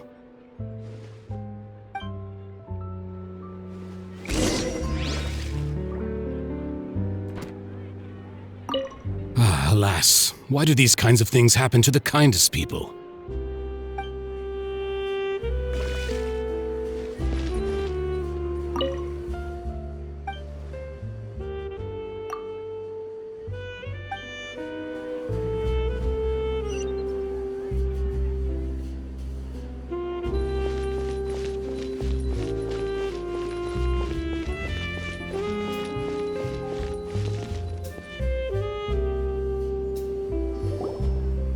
We've talked to all three suspects, purely based on their conversations with me. None of them sounded particularly suspicious. I suppose that's to be expected, though. If a single conversation's all that's needed to find them out, then my father wouldn't have needed to investigate the case for so many years. Anyway, even though we didn't make a breakthrough, let's still compile what we were able to find. But where should we start? You're right! Flora mentioned that Callus probably only ended up with the gun because of circumstance. That makes sense. According to Jacques' family members, he already told them that he had been discovered, and that he had no choice before he left home that day. If I had to guess, he probably received an order from the synth boss to kill my father. Had he refused, he and his family's lives would have been forfeit. So, Jacques fired the first shot? Oh? And why is that?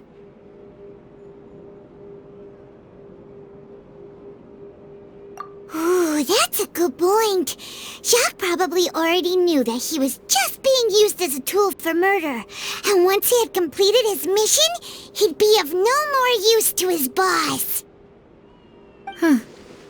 So, what would make more sense from his perspective would be to turn his back on the Order and seek protection from my father.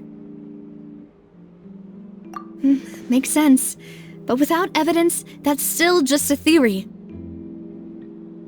Besides Jacques, the attack from the Gardamex has been bothering me quite a bit as well. It's obvious that our enemy has become more antsy after the secret of the primordial seawater was revealed. Do you think he knew, even then, that we'd follow this lead to the end? Given everything that's happened since, it's quite possible. But who among the 3 suspects would have the ability to control privately owned Gardamex? Uncle Marcel?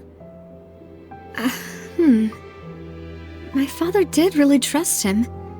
And they worked together on a large number of projects. Maybe that's how he got to know Jacques. And with funds from the Confrérie, he could also afford a large number of Gardamex. It's still really hard for me to imagine, though. After all, Uncle Marcel has been around since I was just a child. Also, wouldn't this mean he has been spending a whole lot of mora and energy to fight his own synth business?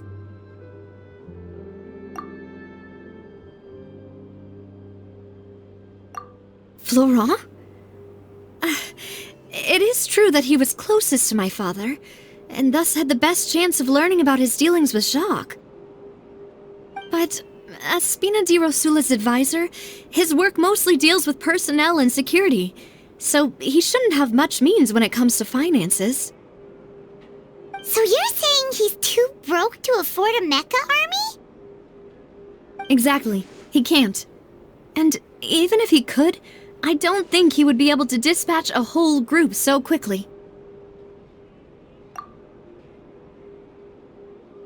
Thierry, you say? Huh. It is possible that he's figured out a way to convert the Gardamex for personal use. But I didn't feel like he was lying when he was talking to us about the mecha. I also don't think he'd be able to keep that kind of tampering under wraps. Yeah, had he actually tampered with the mecha, we'd be able to prove it with a simple check of the guard's inventory. If the mecha were taken from the guards, it should be pretty easy to find out when and how that happened. Who could it be?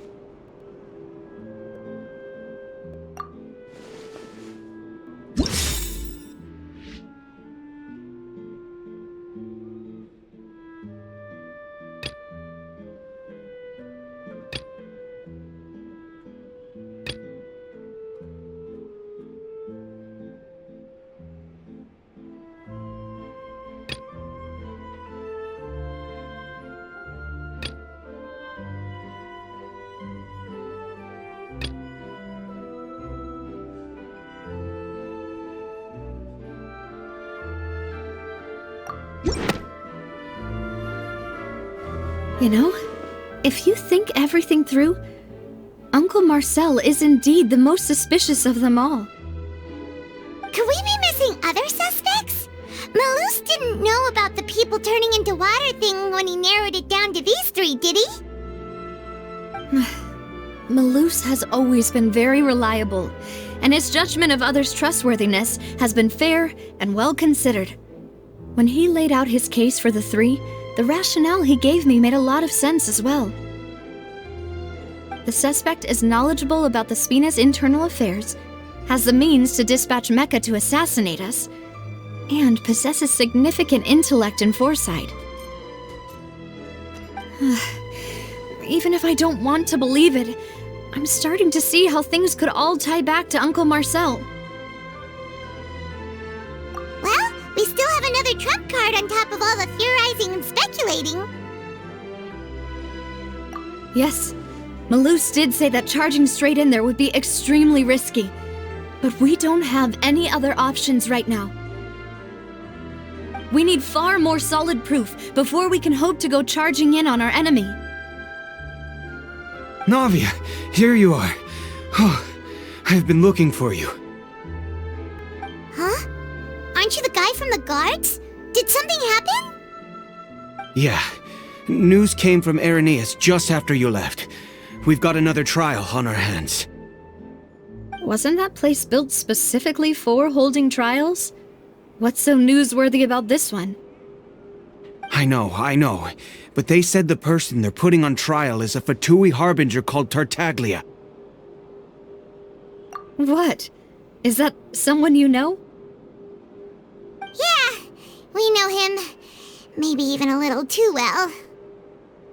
Well, he's been accused of being the true culprit behind the serial disappearances case. It's absurd, don't you think? Wait, how? None of our investigations have had anything to do with him. That's what I thought was strange about it, so I came to tell you the news right away. If the charge against him stands, then it'll be next to impossible to get the guards to support any of our planned investigations. Right, because they'll think they've already found the culprit. Yeah, and it'll be a lot harder then to clear Mr. Callus's name. I understand. Well, partner, what do you think we should do? We still haven't found any conclusive evidence.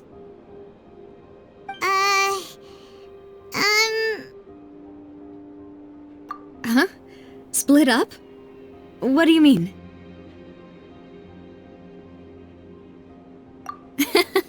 Just as expected of my partner. Since this is a trial about the serial disappearances case, the culprit's attention will be focused on Irenaeus, leaving his home base wide open. You're right. This is our best opportunity. All right then, let's do this. I'll stall them at the Opera House and charge Marcel as the true culprit. I won't have any chance of making that charge stick, though, unless we find more evidence. It'll be up to you to make it back in time and hand the decisive evidence to me. We'll help you, just like you helped us in Lyney's trial. Demoiselle, please allow us to accompany you. I'm ready. Ah, Malus, Silver. When did you two get here? We heard that you'll be leaving Poisson and figured that you might require our assistance. It's our hope that your confidence will be bolstered with the two of us by your side. Thank you so much. Then, let's make haste for Irenaeus. Paimon, Traveler, I'll see you at the Opera House. See you then!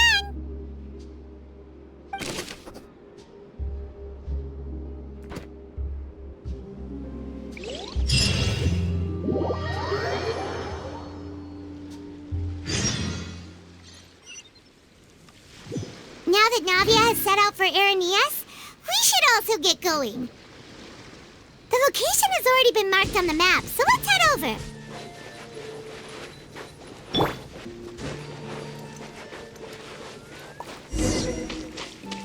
Huh. According to Malus's info, the synth production base is underwater. Let's go and try to find the entrance.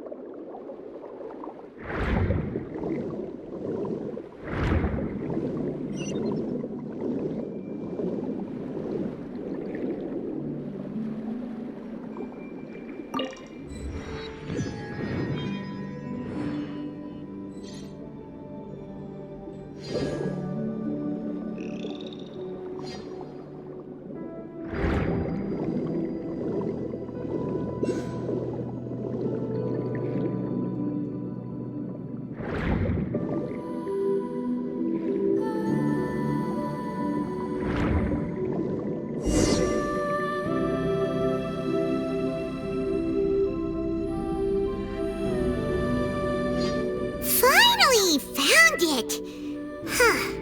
So this is the entrance that leads to the synth production base.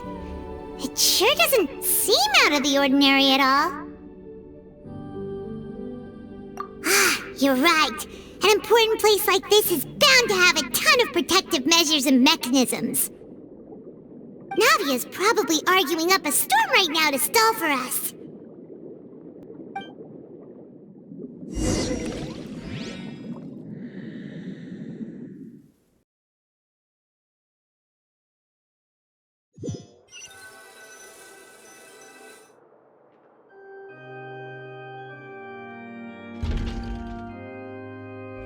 It would appear that I must repeat my question again, Mr. Tartaglia. Do you accept the charge that you are the true culprit behind the serial disappearances case? To be perfectly honest, I don't understand your country's complicated court system, or the reason why I'm being charged with something I've never even heard of. However, I did hear that people who have been charged can choose to participate in a duel to clear their name. Is that right? In which case, as long as I accept the charge, I can have an all-out fight with that champion duelist Clorend, right? I've got to admit, that's one of the most enticing offers I've ever received. When I privately sparred with her last time, she was obviously holding back. Real disappointing. Hey! Don't you understand? You're currently the prime suspect for a major case. This isn't the place for you to be looking for fights. Oh? Sounds like the Hydro Archon wants to lecture me on the ways of the Opera House. Then why don't you duel me too? I'm the kind of student that learns best in the heat of battle. No. That's not what I meant. Alas, it would appear that communication with the defendant is going poorly, and we have made very little progress. In that case, let me explain everything from the very beginning again. The goal of this trial is to determine the culprit behind the serial disappearances case. That case had nothing to do with him! You've got the wrong man! Huh? What's going on? Why is she interjecting again? I told you it couldn't be one of the Fatui Harbingers. Miss Navia, this is the second time you've interrupted the court proceedings. I only tolerated your behavior last time because you were able to provide the court with a key eyewitness. But that was an exception rather than standard court protocol. I can very well charge you with contempt of court for your interjections. Oh, please! Did you ever think I had any respect for this place's pointless theatrics? We can put that discussion aside for now. I'm not here to argue with you. I'm here to charge the true culprit behind the serial disappearances case.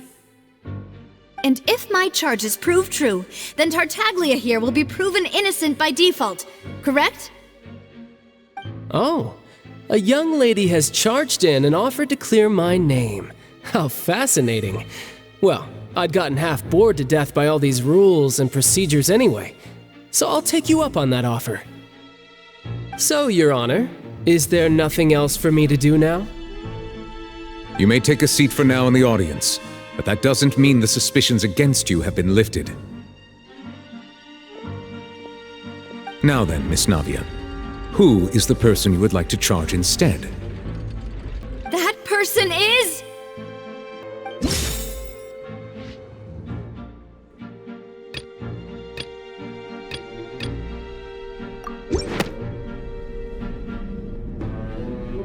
Marcel, the head of Confrérie of Cabrières! Huh? What confrérie? Never heard of them in my life. I've heard of them, but weren't they Spina di Rosula's sister organization? Oh, is this going to be a friends to enemies type situation? Please let me remind you, Miss Navia, that charging someone is an incredibly serious matter. Committing to the charge also means taking on the legal responsibilities associated with it. And if the charge fails, depending on the circumstances, you may also be charged with the crime of making a false accusation. Knowing this, Do you still wish to charge this man? Yes, I do. In that case, I declare the charge to be valid. Miss Navia and attorneys, please take your places on the court. Members of the guards, please contact Mr. Marcel right away so that he may stand trial.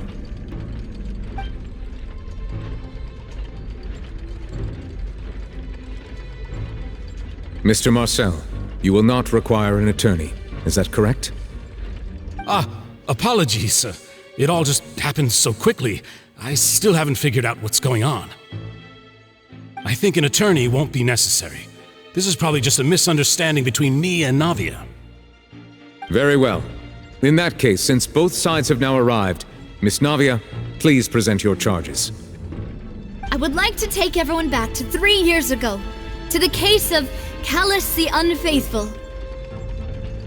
Only through elucidating what really happened in that case can we connect all the dots for the serial disappearances case.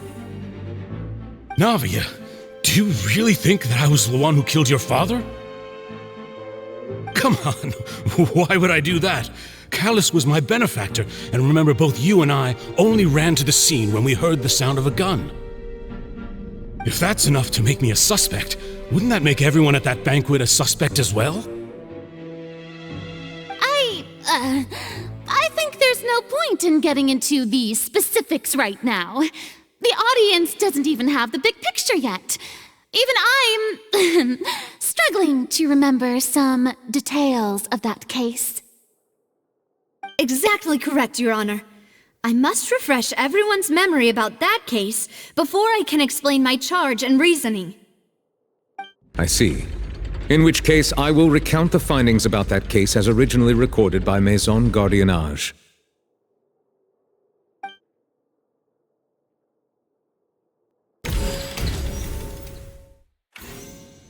On the day of the murder, Spina di Rosula hosted a large banquet in a countryside estate owned by the Confrérie of Cabrières. During the banquet, all attending guests heard 2 gunshots from the courtyard. When the guests arrived at the scene, they found the primary suspect, Callus, holding a gun, while his acquaintance Jacques lay dead from a gunshot wound. The guards' investigation did not recover any other firearms from the scene. As a result, they concluded that the suspect's first shot must have missed, while the second must have taken Jacques' life. The suspect did not dispute this conclusion, and also declined to defend himself in court. Instead, he chose to prove his innocence through a duel. Callus was defeated by champion duelist Clarand in the ensuing duel, and soon succumbed to the injuries. These are the known facts about the case.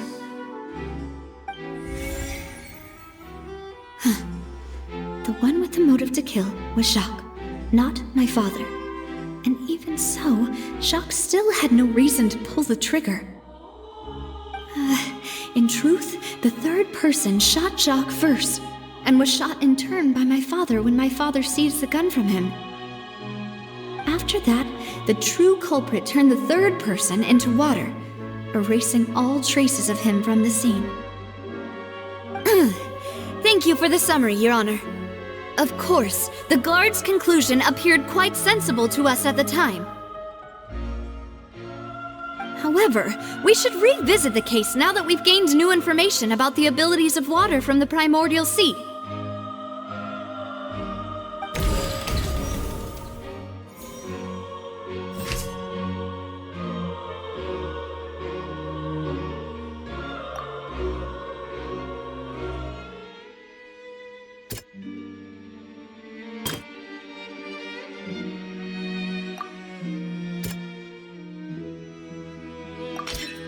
This assassin first shot Jacques, then turned to shoot Callus, only for Callus to wrestle the gun from him and kill him instead.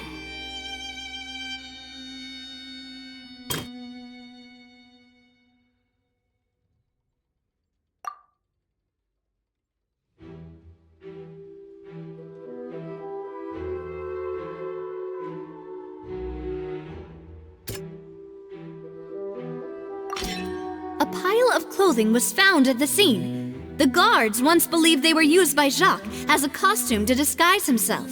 But now, it is clear that the clothes were proof that there was a third person at the scene, and that they were turned into water after committing the murder. Since it was raining that day, the culprit was confident that they could use the rain to wash away all traces of their dissolved accomplice.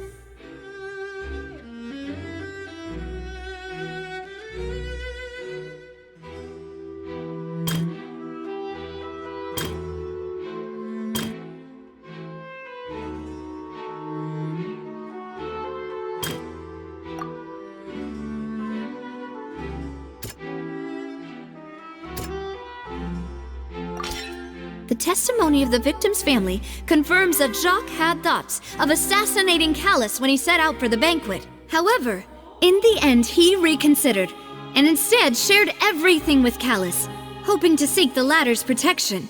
Unfortunately for Jacques, the true culprit had already considered this possibility, and had sent out another assassin. Realizing this, the true culprit caused the hired assassin to dissolve into water, leading everyone to believe Callus was responsible for Jacques' murder. This is the true version of events.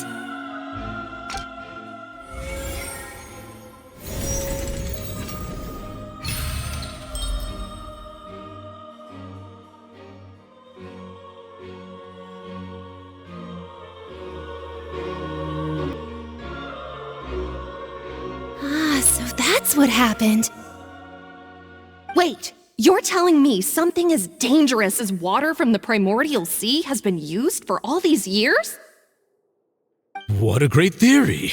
It also explains Callus's and Jacques' respective motives. I guess they didn't shoot each other after all.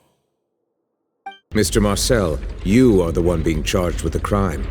You should provide a rebuttal if you wish to prove your innocence. Ah, but I think I agree with everything Navia just said.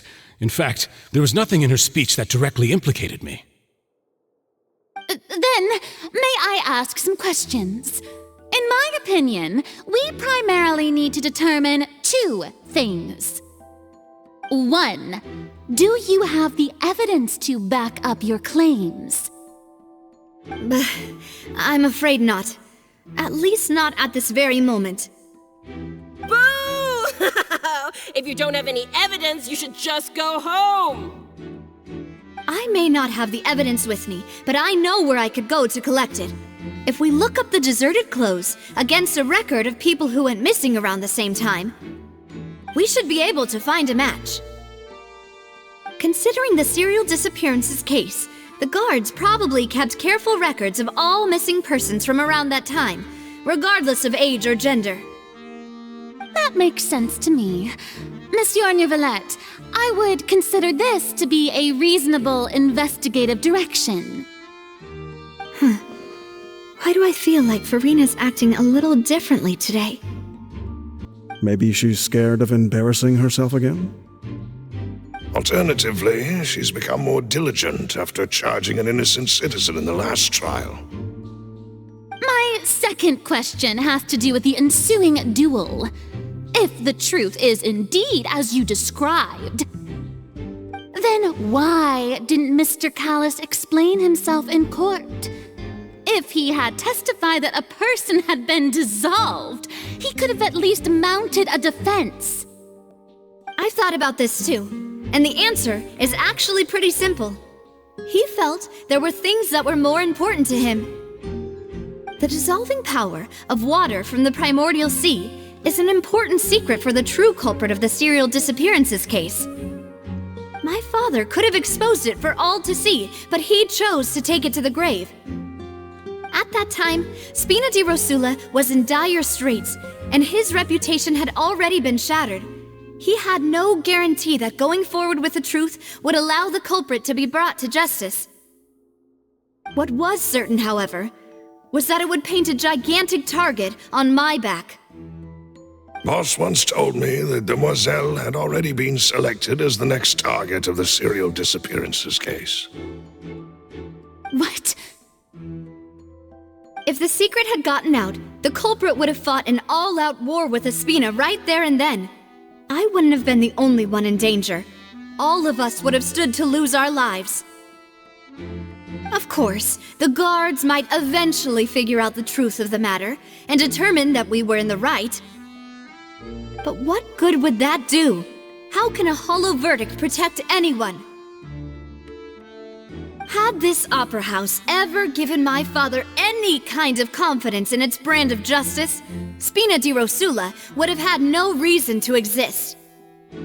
But by staying silent, we retain the ability to deter our opponents and continue the stalemate.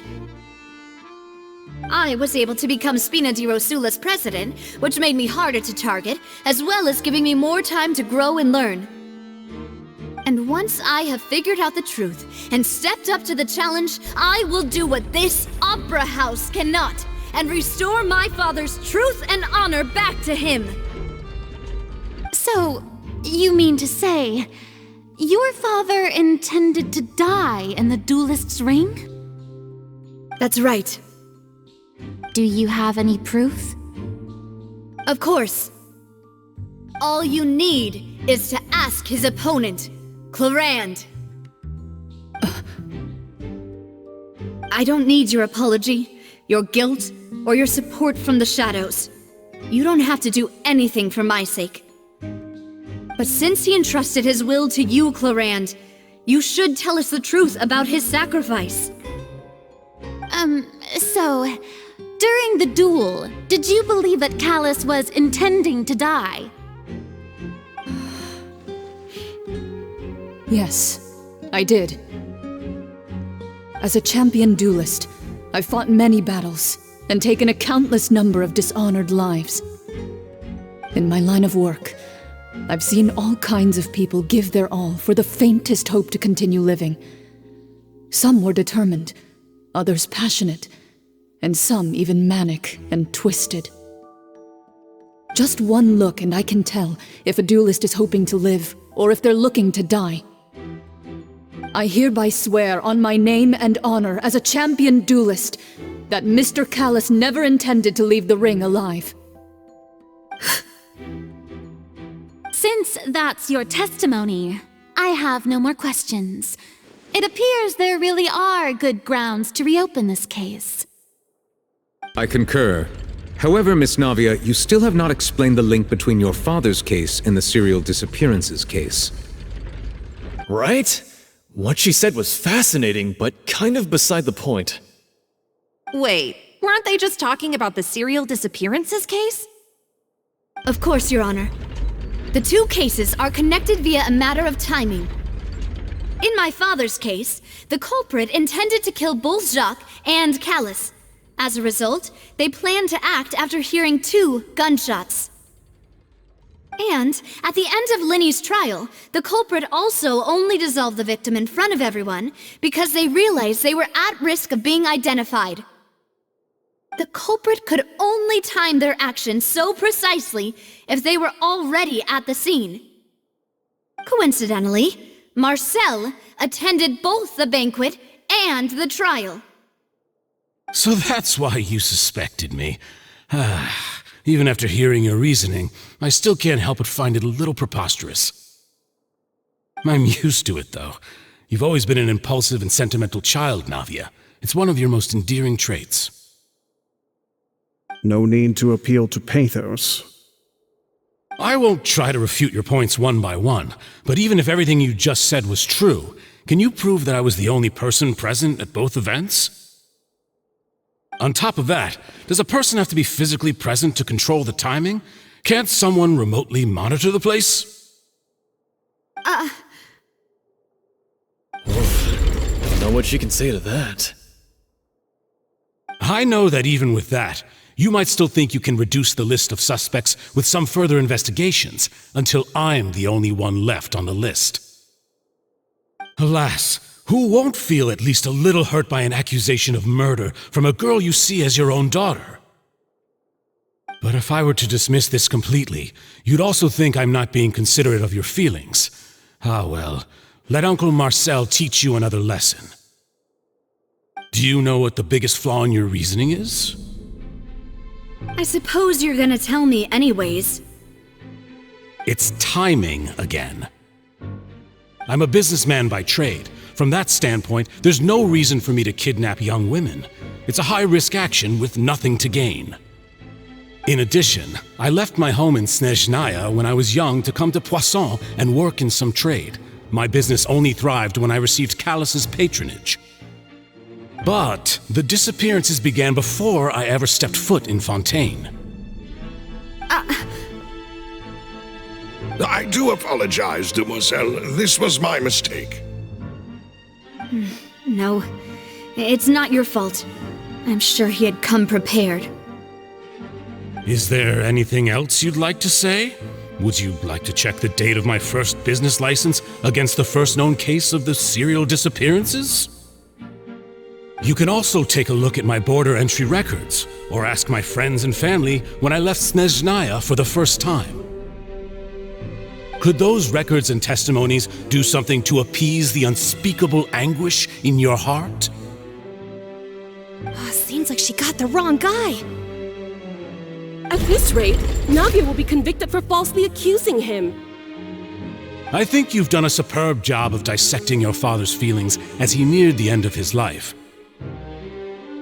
But aren't you going against all of his wishes and expectations right now?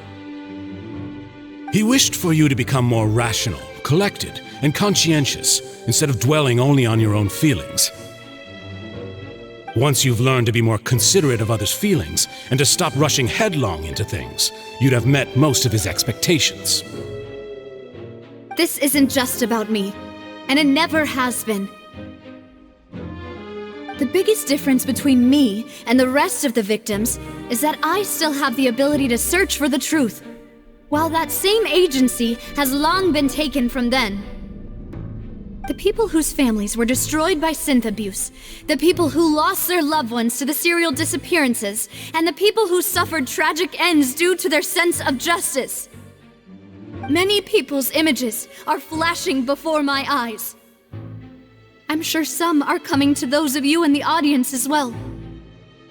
And whose image do you see, Marcel? Is it a man named Vacher? Oh, so you do know that name. I'm merely surprised you'd suddenly say the name of someone I've never even heard of. I was waiting for you to say that.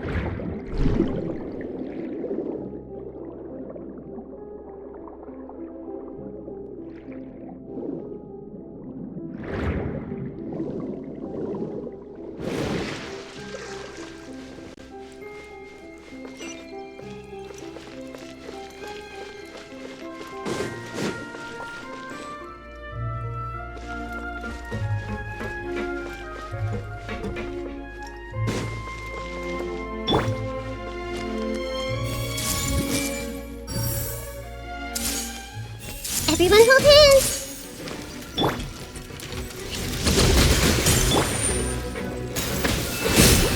And step. Take flight.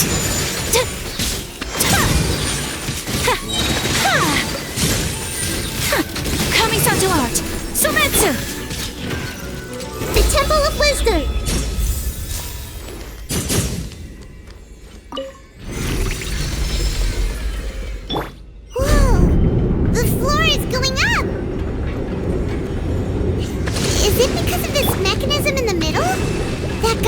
Prepared a lot of stuff for this place.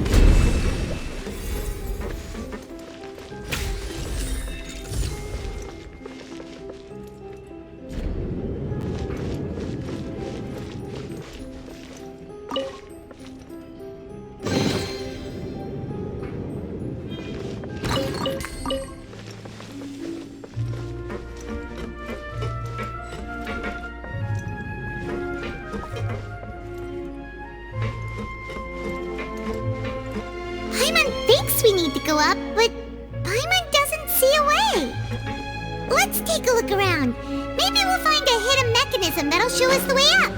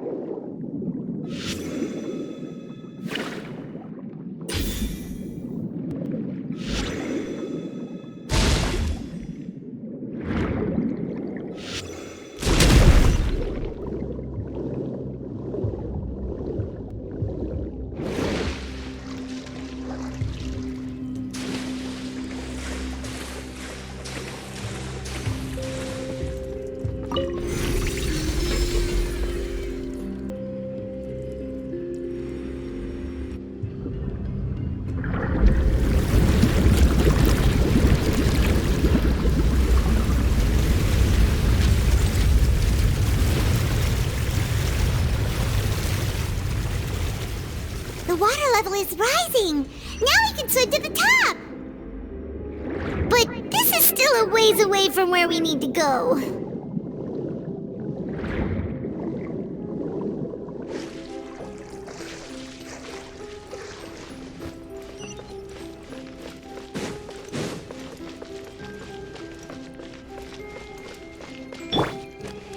I see everything! Everyone hold hands!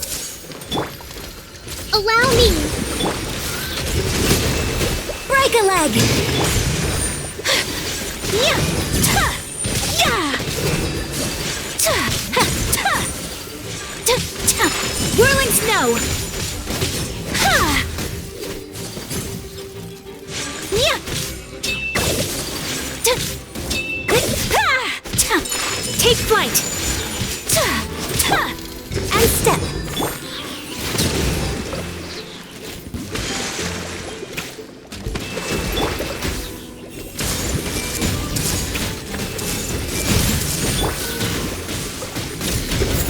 Leap!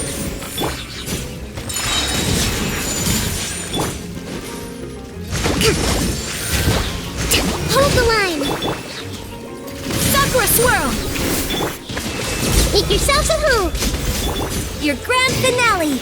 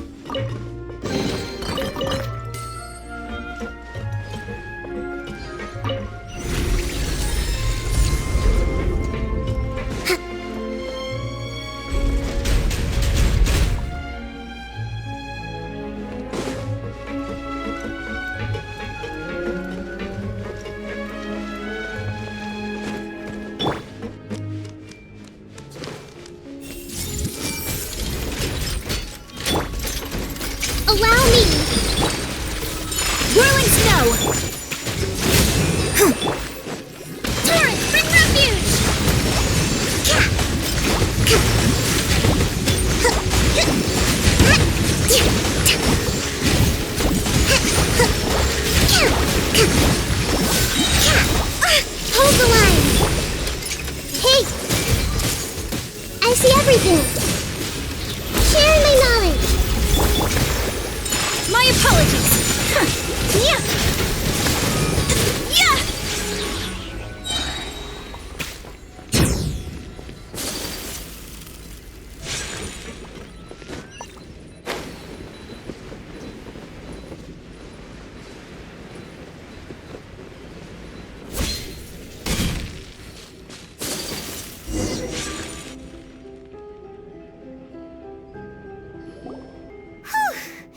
After all that, we finally made it to the innermost sanctum. Though, as expected, the mastermind isn't here. That's right. Then let's hurry up and find some evidence so we can get back to the Opera House and help Navia.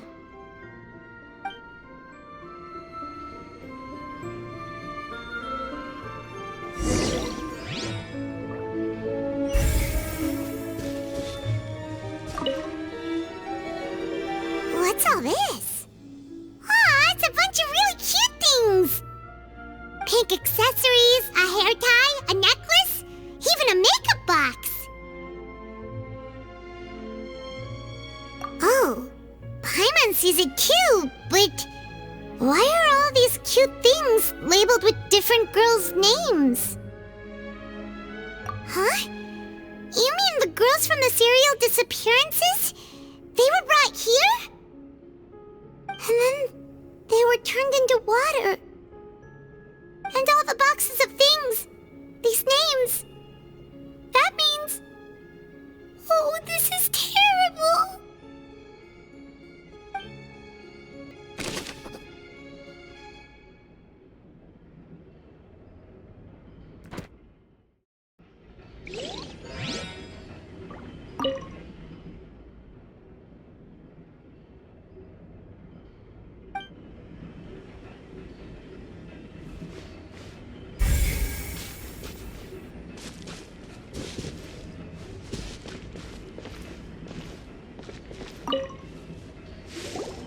Oh, look! There's an important-looking basin over here, and it's full of water! That means this is where they make all the synth! And that special water is the main ingredient! If you dilute it with normal water, you'll get synth, but the pure stuff can dissolve a human! Paimon will take notes on this incriminating evidence.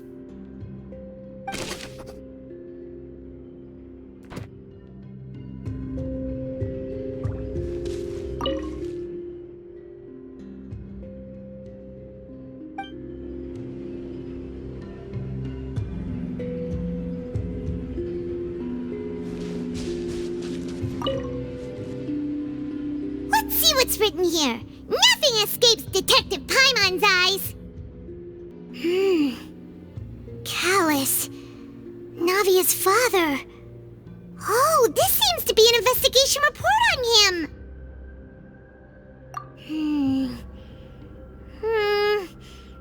Yep, it's about finding someone to assassinate Jacques and Callus because of a lack of confidence that Jacques himself would go through with it. This should prove the existence of the third person, right? We still have not determined the exact content of the key information Callus has passed on to certain members of his organization. The old dog's a real menace to deal with. Even if he abides by the promise he's made to us, he will still have the upper hand. He can act whenever he wants to make our lives miserable. The only option left is to remove him from the picture entirely. I concur. Let's send someone to kill him. He won't declare war as long as we don't touch Navia. Oh, seems like we've got a bunch of correspondence between the higher-ups. They're all just so evil.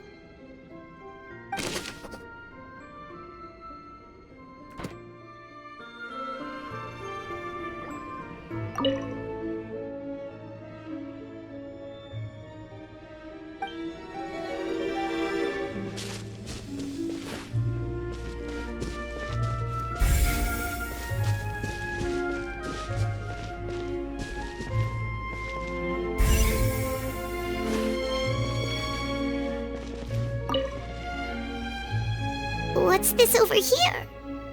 Looks like some kind of place for research. Experiment number 16 aims to verify Jacob Ingold's research conclusions on the primordial sea and use his theory as a foundation to achieve a breakthrough. The experiment was a failure. No individual managed to resurface from the water from the primordial sea. Female specimens 22, 23, and 24 were dissolved.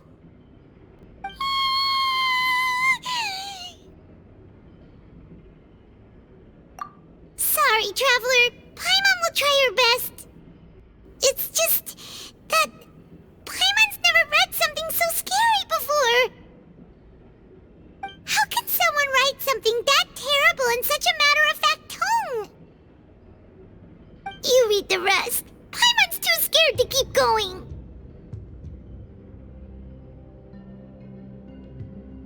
So that's why he did all of these experiments. Wait, did he really think he'd be able to find a way just by dissolving people over and over?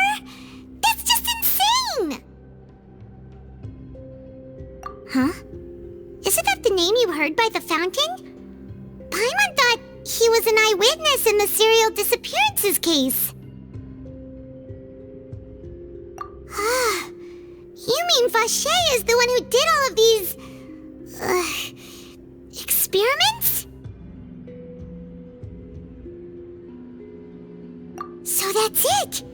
Vache was no victim, but personally took his lover and... No, that's not it either! If that's the case, why would he want people to resurface from the water? In any case, Paimon will write it all down.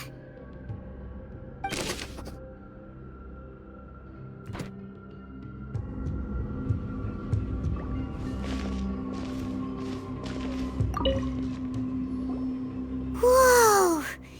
There's so much synth here! And so many bottles of ingredients that probably just contain the waters of the primordial sea. Mixing in progress, ready to drink, stock sample? Huh. They've also got all the synth pretty clearly labeled. Whoa, there's even fruit-flavored synth? Yep, it's super obvious.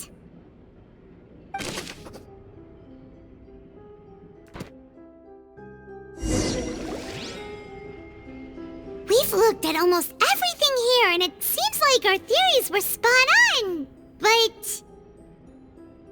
Yeah, we haven't found anything that reveals his true identity. No wonder even Neuvillette wasn't able to find anything. Whoever it is probably destroyed everything to do with that name a long time ago. That way, even if we bring all this back to the opera, we won't be able to identify the true culprit.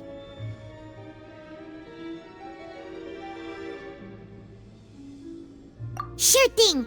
Paimon won't admit defeat to this guy either.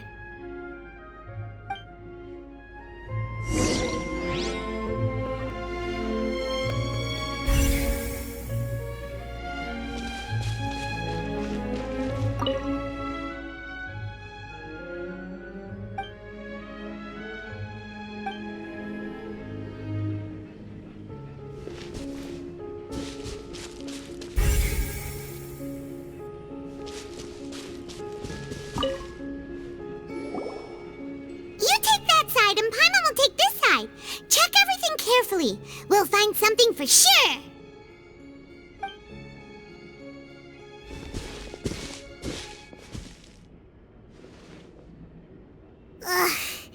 Nothing at all. And Paimon can't even find snacks either.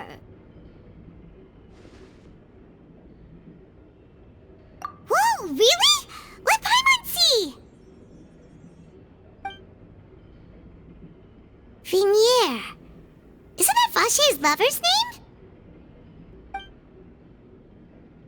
Then you found her diary. Let's see. Aw, it's just a normal diary chronicling their love story. She She was so sweet, too. Oh, Paimon feels even worse for her now.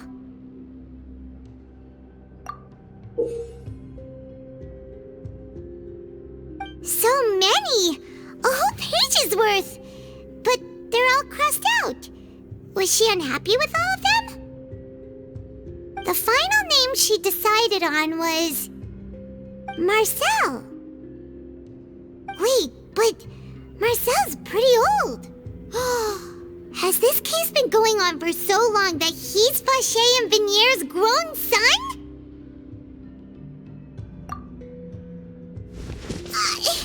Hey! Paimon still hasn't figured it out yet.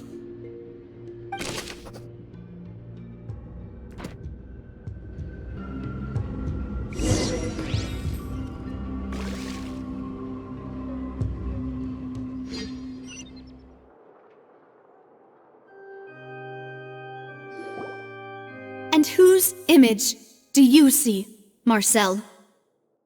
Is it a man named Vacher? Oh, so you do know that name. I'm merely surprised you'd suddenly say the name of someone I've never even heard of. I was waiting for you to say that. Navia! We're back! As expected of my partner. I just knew you'd return in the nick of time. Just how often do you intend to flout the rules of this court? It's all right, Monsieur Neuvillette. Given their confidence, I expect they've found the crucial evidence.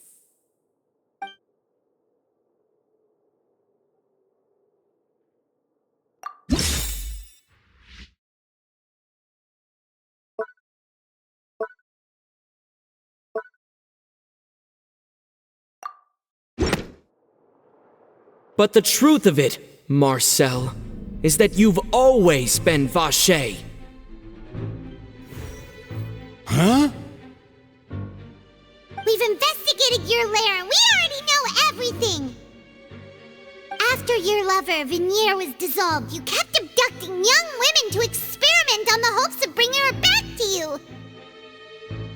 You even created Marcel as a new identity and destroyed all records of your past as Vacher!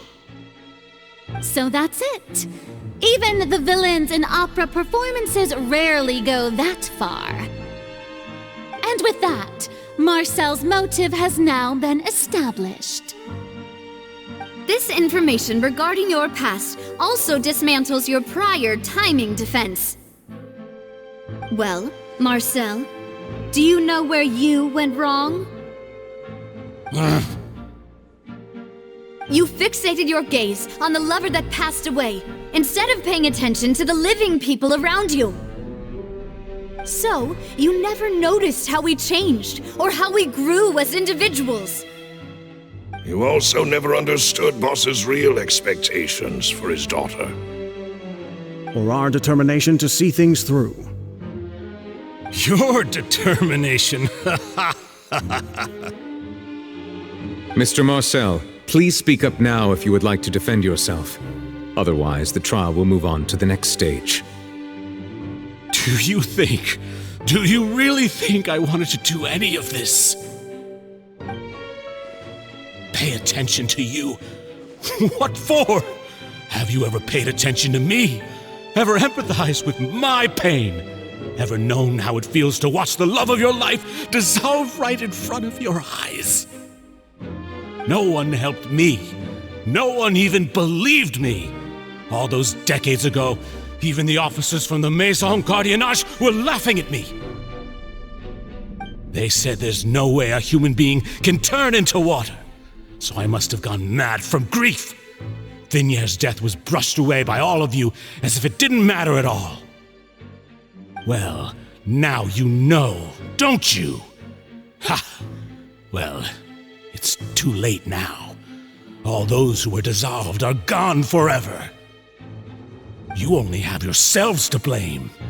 You set up this ornate opera house in pursuit of your so-called justice, your beloved drama, while turning a blind eye to the suffering of the people.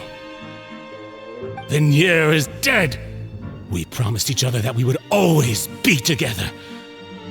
Wherever she goes, I will follow. But I'm not from this blasted place, so I can't be dissolved, no matter what I do.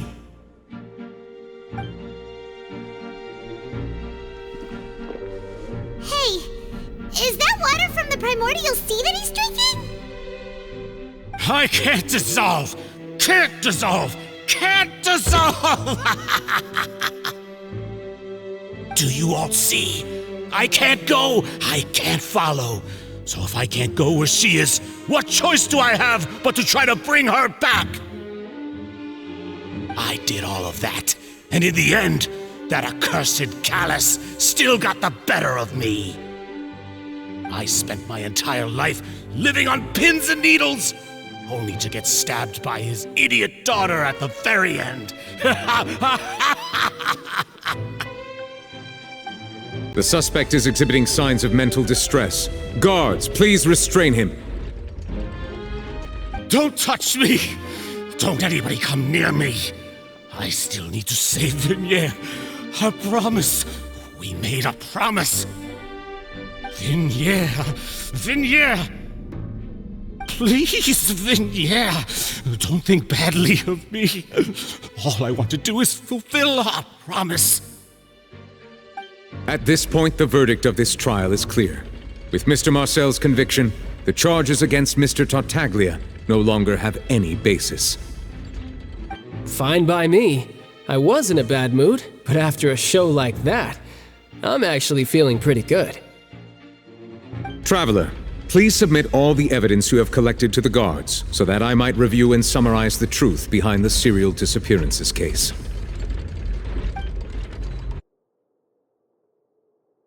The man now known as Marcel was originally named Vacher and worked as an adventurer with his partner and lover Vignere.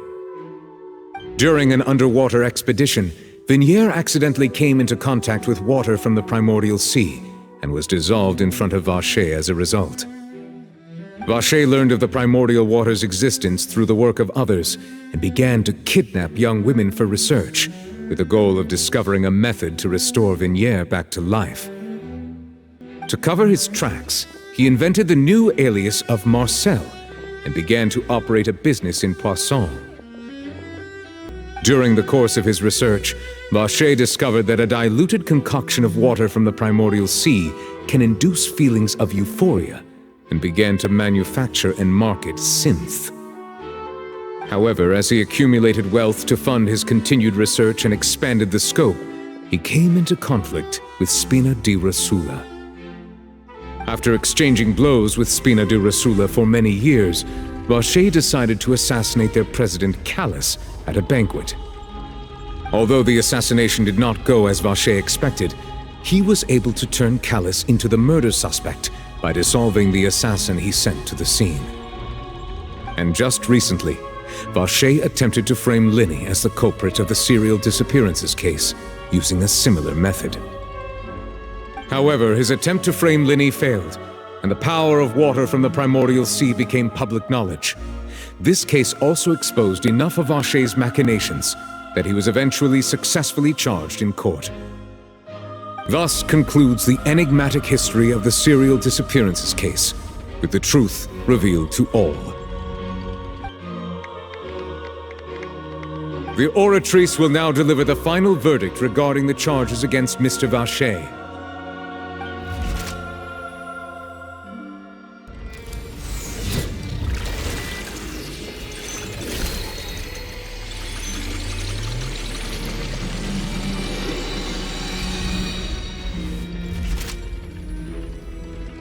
According to the judgment of the Oratrice Mécanique d'Analyse Cardinale, Mr. Vacher is guilty.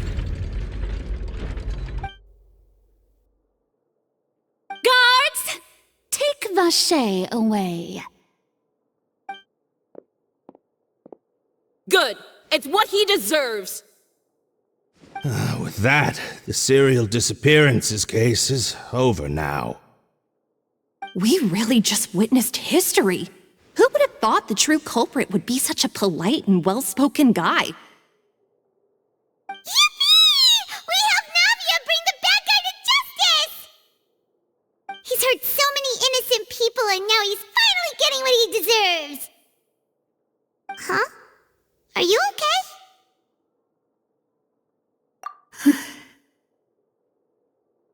Demoiselle, you were absolutely brilliant.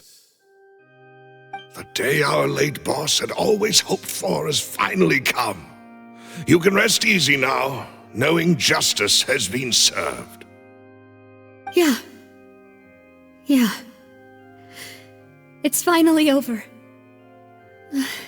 It's all thanks to you guys. And my partner. See, Papa? Spina di Rosula's still doing well with me at the helm. Well now, hasn't this been a most delicious piece of drama? The villain has been caught, justice has been served, past wrongs have been righted, and it's a big ol' happy ending. Since it's been such a great show, I'll just let the false accusations against me slide. Either way, I've still got some business to attend to, so if you'll excuse me... Please wait just one moment, Mr. Tartaglia. What now? None of this has anything to do with me. According to court protocol, since this trial was initiated due to a charge against you, a verdict must also be made regarding the initial charge before the trial can conclude. Oh, come on. Is this really necessary? Haven't you already caught the real criminal? Isn't it time for side characters like me to exit stage left? Please respect the laws of Fontaine. This has always been the rule. All right, but this sure is a lot of hassle. All I need to do is stand over there, right? Let's just get this over with. Through evidence presented in the public trial that was just held, it has been established that Mr. Tartaglia has no direct connection to the serial disappearances case. The guilty party has been identified, and thus it is logical to suppose Mr. Tartaglia is innocent of the charges. We now turn to the Oratrice Mécanique d'Analyse Cardinale to render the final verdict on the charges.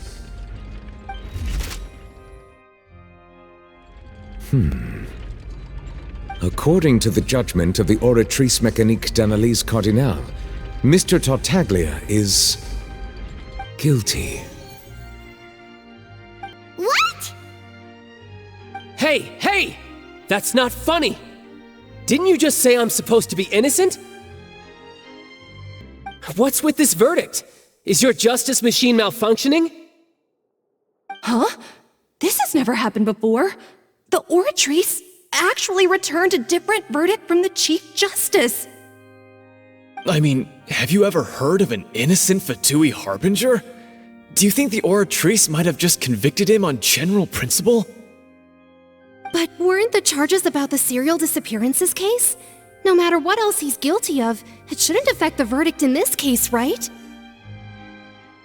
The judgment of the Oratrice Mécanique d'Analyse Cardinale is, by law, the final verdict of the court. We must accept the guilty verdict. Guards, please take the suspect into custody per court protocol.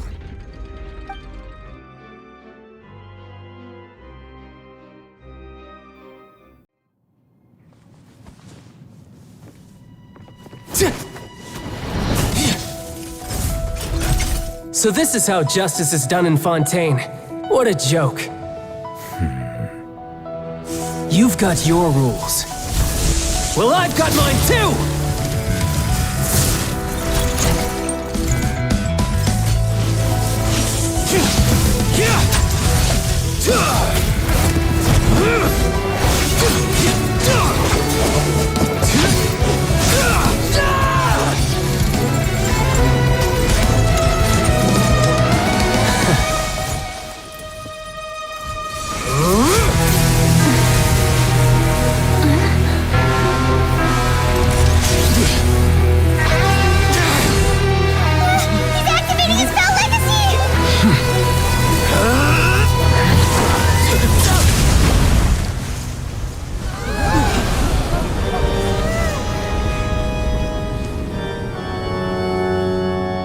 I am sorry. If you have been wronged, we will find the truth. But the rules of the court must be upheld.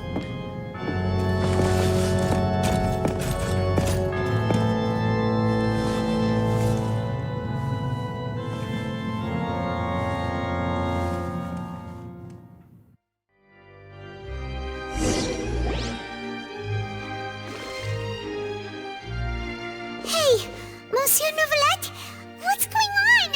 Shouldn't they have been cleared already? Apologies. This is also the first time I've encountered such a situation. However, according to the rules established at the conception of Fontaine's court system, the Oratrice's judgment is the final verdict of the court. All I do is follow court procedure. As for why the Oratrice arrived at the conclusion it did, you should probably ask someone more knowledgeable than me.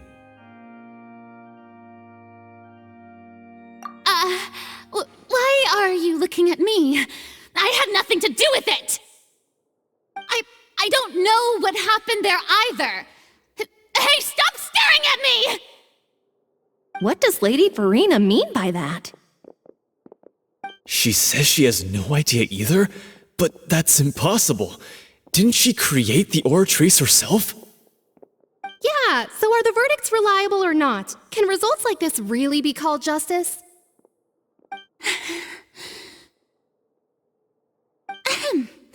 My dearest citizens, did you really think we'd allow an incorrect verdict to be handed out in this court? Did you really believe that the judgment could be mistaken or be the result of some sort of random mishap? Don't tell me you thought even I had been blindsided by the Oratrice's result. But the way she looked just now, it was pretty obvious she had no idea what was going on. However, given the state of things, I shall give you an explanation.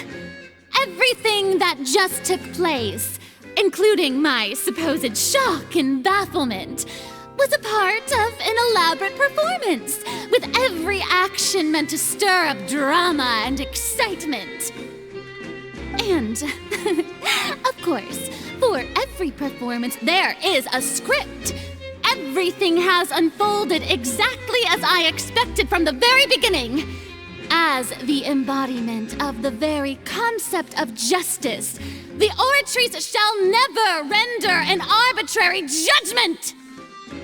If you thought Child had nothing to do with the serial disappearances case, it is only because you've been blinded by the superficial appearance of innocence. Everything he's done, not to mention the danger he poses, are beyond ordinary comprehension and completely unforgivable! All shall be revealed in time. You will come to understand my noble intentions, as well as the absolute correctness of the Oratrice's verdict.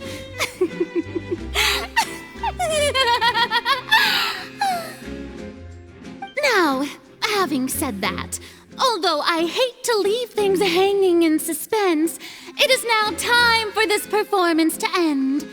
As the lead actress, I shall be the first to take my leave. Toodaloo!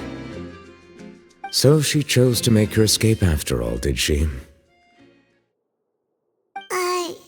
So you're saying we shouldn't put much stock into what she just said? She probably just put on that performance to save face. As for the truth, it's unlikely that she actually has any idea. However, please be assured that I will continue to investigate this case in a personal capacity.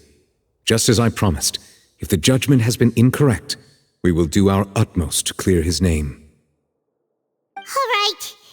Even though we feel pretty badly for him, we'll take your word for it for now. After all, he's done plenty of bad stuff, so he should have known he'd go to prison someday, right?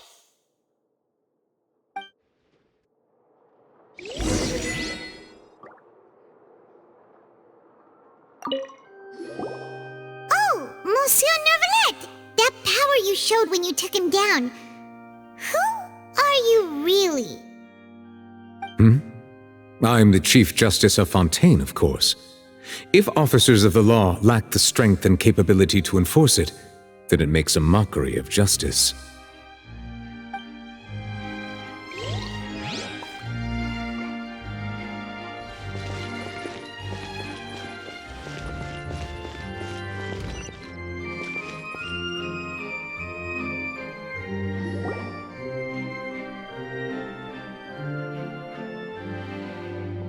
Hey, what are you doing? Quick, stop him! Traveler! Hey! Traveler! Marcel! What are you doing over here? Stop resisting arrest! Cease, or we'll add another charge to the list! No, wait! I just want to ask the Traveler something. I'm not looking to run away. Please, just let me ask this one small thing. Go on. Thank you. I was being led away when I finally realized something. Where did you first hear the name Vacher? I erased all records of that name. So, unless... Are you still trying to prove your innocence? Give it up. You've already been convicted.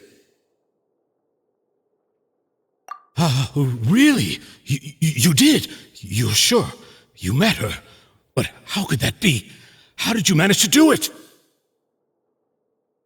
The Fountain of Lucine? Then she's been so close to me all along. And I just never... Please give me a chance to talk to her again. Just let the Traveler take me to the fountain to see her one last time. This is the last request I'll ever make in my life. You can do whatever you want to me afterwards.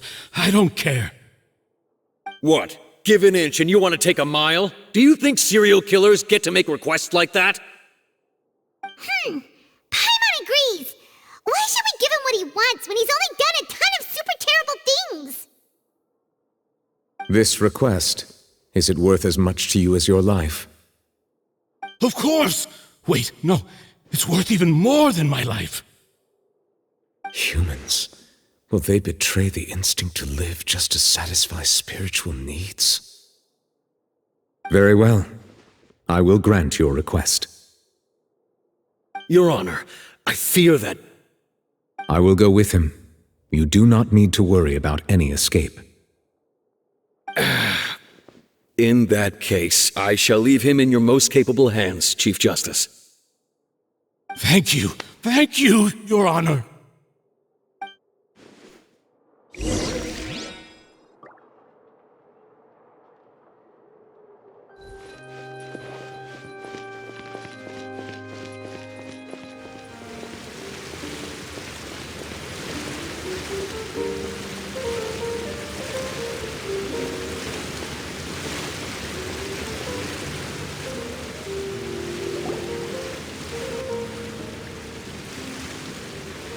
Is this the place? You said she's here, but what do I need to do to see her? Yeah, and even Paimon could hear her after drinking that thing. Didn't you just drink a lot of it on the stage as well? Oh, in that case... Vacher! Ah! Yes, that's it! So you heard it too! Vignier, it's me! It's me, Vacher! Vacher? Vacher! I'm here! Where are you, Vignier? I'm coming for you. I'm finally here for you. Hey, wait! Be careful! Hey, wait!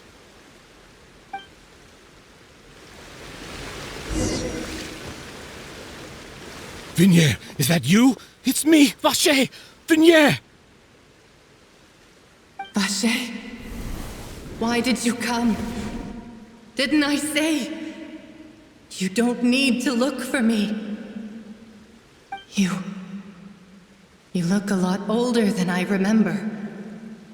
How long has it been? It's been more than 20 years. I've suffered for over 20 years since the day you left. All this time, only the thought of bringing you back has kept me alive. Nothing else mattered to me. I must be dreaming. Who would have thought I'd get the chance to tell you all of my feelings like this? Vignere, you are my everything. I really don't know how I could live without you. But Vache, if you ask me, this world would be better off without you. What are you saying? If not for you, I would have finished my law degree and probably become a top-tier attorney one day. If not for you, I would have continued to pursue my love of the arts, and my works would have been displayed in the Palais Mermonia itself. If not for you, I would at least have been able to take care of my mother. And she would not have grown old and died alone, with nothing but the tears on her cheeks. It's all because of your selfishness, Vache. It's all because of you. You... Wait, you are not Vignere. Who are you? You're right. I am not Vignere. I am the sacrifices.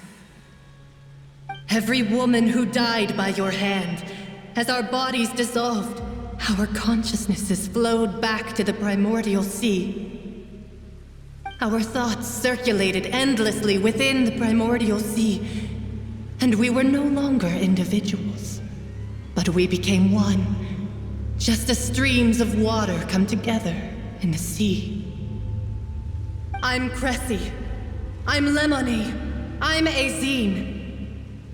The only one I am not is Vignere. Why? But then, where is Vignere? She doesn't want to see you anymore. Every tendril of her consciousness is avoiding you. This is what you get for your selfishness. Your selfishness robbed us of our lives and our futures. You said time and time again that you'd do any and everything for her. But did you ever consider whether she'd want to see you do the things that you did? If she would despise you for what you became?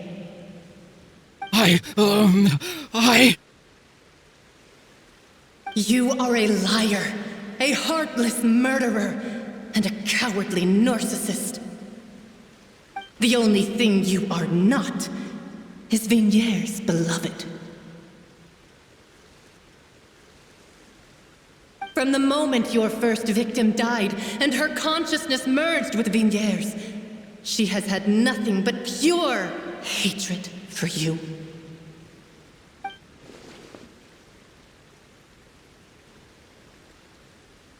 No! Vignere! She can't hate me. Let me see her, please!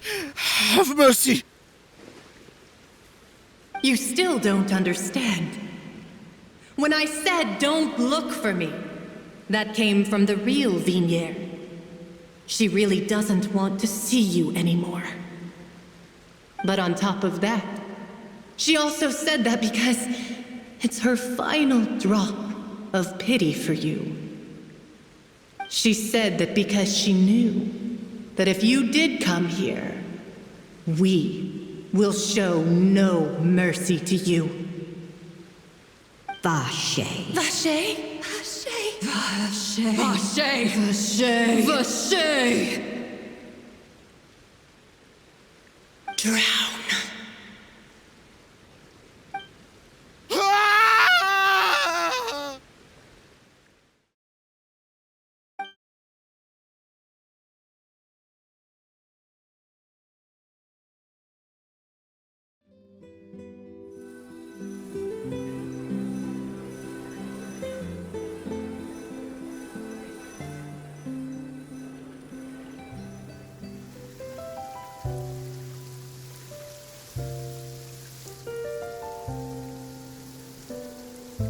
Finally, we have some time to do shopping. Gosh, it's really been a long time since we've been able to relax.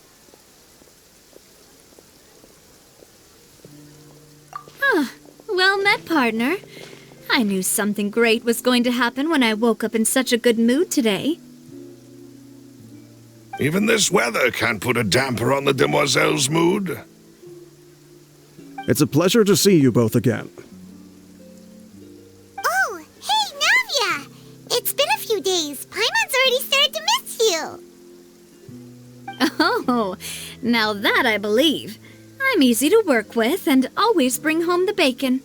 Who wouldn't treasure having a partner like me? Sounds like you're really enjoying life these days, Navia. What have you been busy with since the trial? It's just been one thing after the other. I've been making non-stop trips between Poisson and the court since then. Everyone from Spina di Rosula organized a memorial for my father. We never held a memorial when he first died, since everyone knew that even if we held one back then, no one was going to come. This time, though, everyone in Poisson, and even many people from the court, all attended. So his name's definitely been cleared now. That's what we like to hear. It's been the dearest wish of Demoiselle all along. That blasted stubborn fool. I was right to put my faith in him. I'm so glad I didn't give up on the case all those years ago. Oh, by the way, I ran into Charlotte just after I left the memorial service. Well, maybe it'd be more accurate to say I knew she would be there, and there was no way she'd just let me go. Huh? So you know Charlotte too? The Charlotte? Journalist from the Steambird? Yeah, way back when I first became the president of the Spina di Rosula, she was all over me. Wouldn't take no for an answer. I believe the story was called The True Heart of Darkness, Secret Tales of the Yellow Rose. To be fair, though, it was a really flattering feature. So, we've been on pretty good terms ever since. She was trying to lean on our friendship to get me to do an exclusive piece on the serial disappearances case. Oh yeah, she told us about that. She's always been super interested in that case, so now her wish has finally come true too. Anyway, I told her to make sure that when she writes about you guys entering the opera house with the critical evidence, that you both sound really cool. Now that's another thing to look forward to. We trust Charlotte's skills with a pen for sure. Oh, and in other news, I also took Clarand out for a meal. Oh, are you two on better terms now? While you were investigating Vacher's headquarters, Clarand gave testimony on my father's behalf. It was thanks to her that we were able to turn the tide. I wanted to thank her. I mean, there's also no point in being awkward all the time, so we took the chance to reconcile with each other. Oh, that's great. Paimon also thought Clarand wasn't actually a bad person. It's always good to have more friends. Anyway, now that the case has finally been solved, perhaps it will slowly begin to fade from the public consciousness. Oh, actually, there's still one last thing I need to do. What is it? I should pay a visit to my father's grave and tell him the truth of what happened, as well as how it all ended. And on top of that, just how much people still look up to him to this day. That includes me, too. Miss Navia. Indeed. We want to go too! We also think Callus is a really admirable person. Sure thing. I'd like you two to share the moment with me. After all, without you, there might not have been such a positive ending. And in that case, everyone, let's be off. Considering the recent weather, we'll be lucky if we can reach Poisson before dark. Yeah, you're right. It's been raining non-stop for a few days now.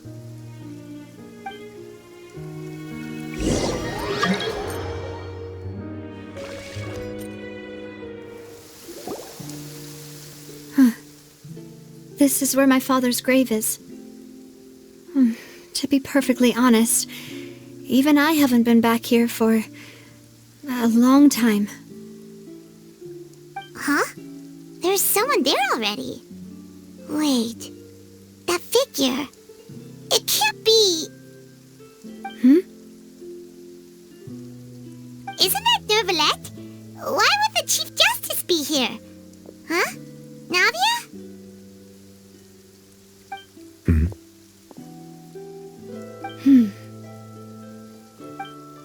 My apologies.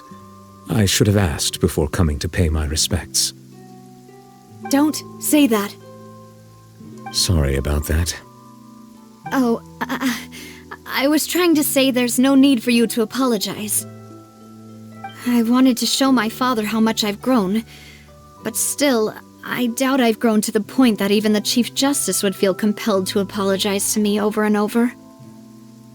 In that case, I will stop apologizing for now. You really could use some pointers on understanding human emotions, Monsieur Nervalette. In any case, why did you come to Poisson? Well, ever since that day, I've been turning a question over and over in my head. Just what is justice anyway? There was once a time when I didn't want to believe that there could be anything more important to humans than life itself. Oh, rather than that, it's probably more truthful to say I didn't believe humans were capable of resisting the most basic instinct of living things, that they could rebel against their own nature, or consider certain things to be more important than their own lives. Which is also why I didn't stop your father from beginning that fateful duel. I believed that a truly innocent man would never throw away his life like that. That there was nothing, should have been nothing more important than one's own continued survival. But Mr. Callus proved me utterly and decisively wrong. If not for his sacrifice, the serial disappearances case would have remained unsolved to this day. Mr. Callus made the choice he did for his daughter, for his associates, and for many people completely unrelated to him. And in the end, from a certain perspective, one could say that he did it all for the sake of justice. A justice that's higher than life itself. So, you asked me why I came here. I just wanted to say my apologies to Mr. Callus in person. I should have noticed all of this much sooner. This regret has filled me with a sadness that has haunted me for days. That high and mighty chair in the Opera Epiclese indeed insulates one from many important things. Spina di Rosula, thank you so much for your hard work and perseverance. I'm sorry for being mad at you before. So, you're actually one of those types that's cold on the outside, but pretty thoughtful on the inside, huh? That reminds me of Silver, one of my guys. Sorry about that. Self-expression is not one of my strong suits. Didn't I just say you don't need to apologize? Ah, so Navia and Nervalette seem to have made their peace as well.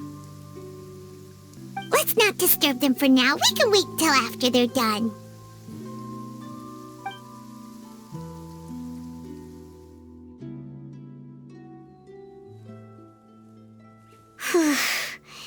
Paimon's never paid respects at someone's grave before. Did Paimon do anything rude there? Huh? Oh, Paimon didn't know that was a thing. But Paimon doesn't know what she would do if she can't fly. Oh no. Paimon hopes Miss Navia won't be too mad. Anyway, Nervalette is still standing around there. It's not often that we can catch him alone like this, so why don't we go talk to him for a bit? If we can't talk to Lady Farina, we can at least talk to him, right?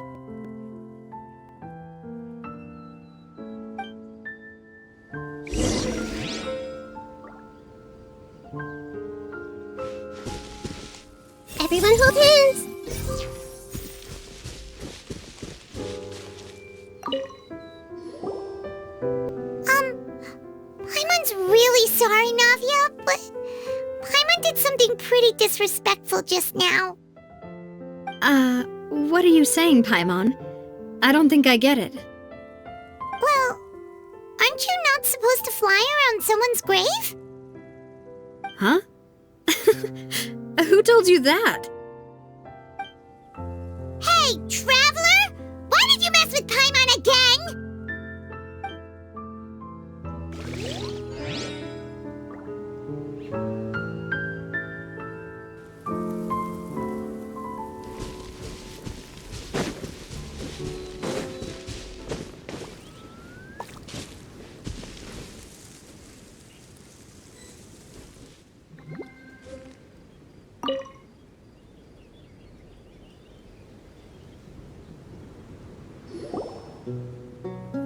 Oh, it's you two. Did Miss Navia invite you to come pay your respects to her father? Mm-hmm. We ran into Navia on the streets today, so we just followed her here. I see. Then is there something that I can help you with? Well, it's pretty hard to run into you like this since you're usually super busy. So we figured we could try to ask you a few questions, if that's okay. Please feel free. Though outsiders, you helped us solve one of the greatest mysteries in Fontaine, and it would be my pleasure to return the favor.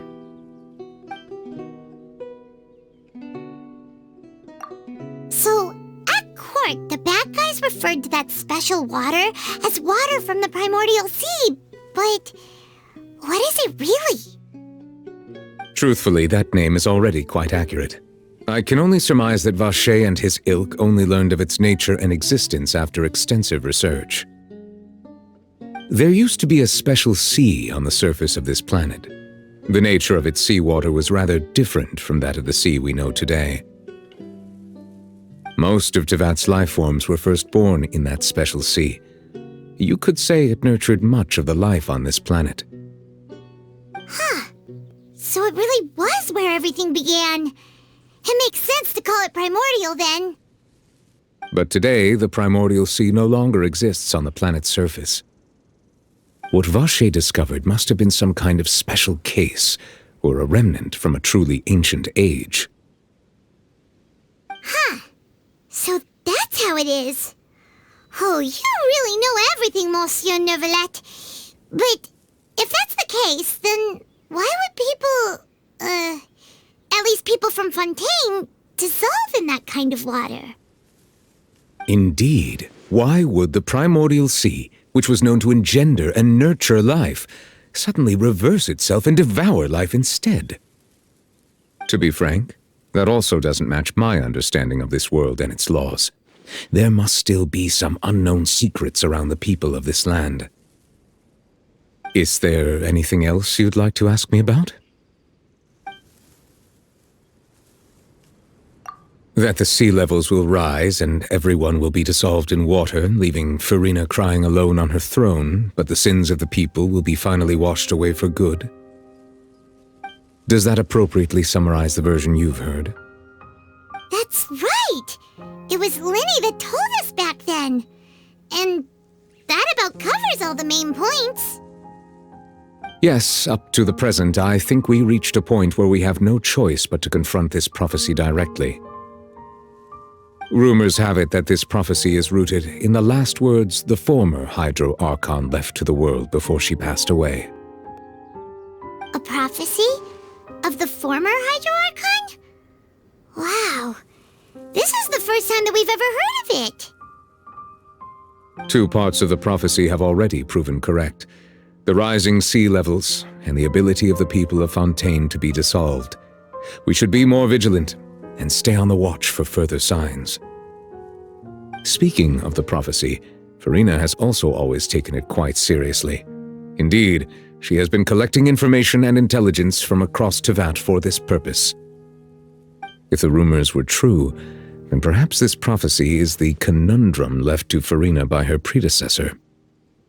But with Furina being the way she is, can we really trust her to solve it? Is there anything else you'd like to ask me about?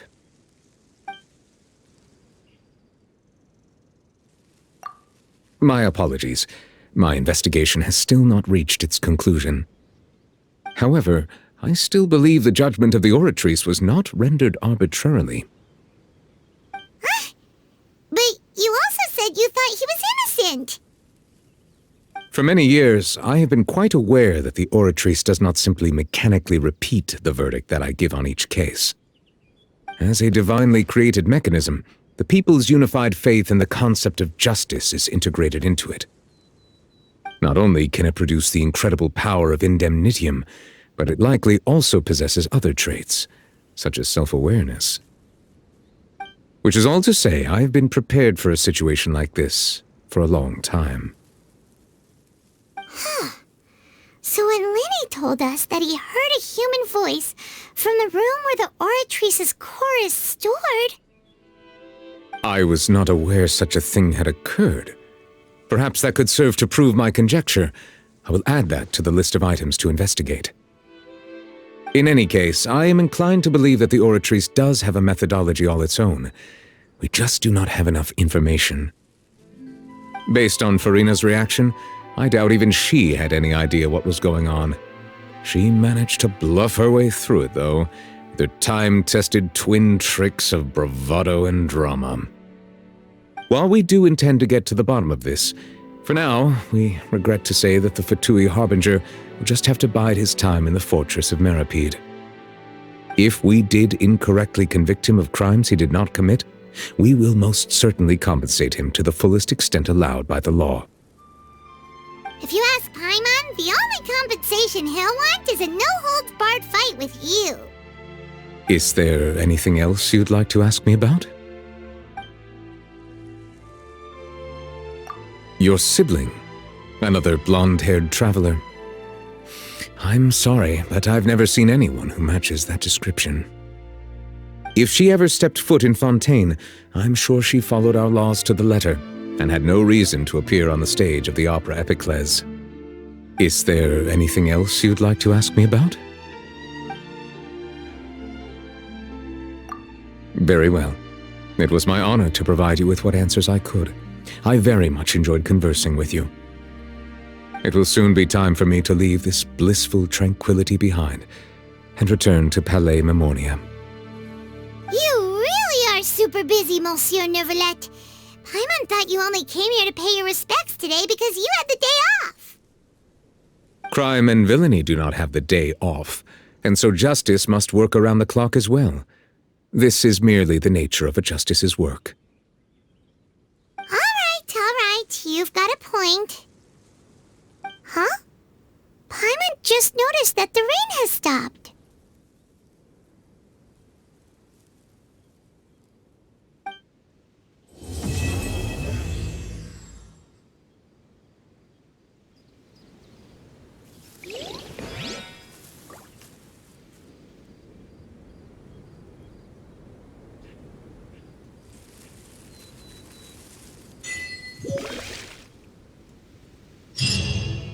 Osmanthus wine tastes the same as I remember. But where are those who share the memory?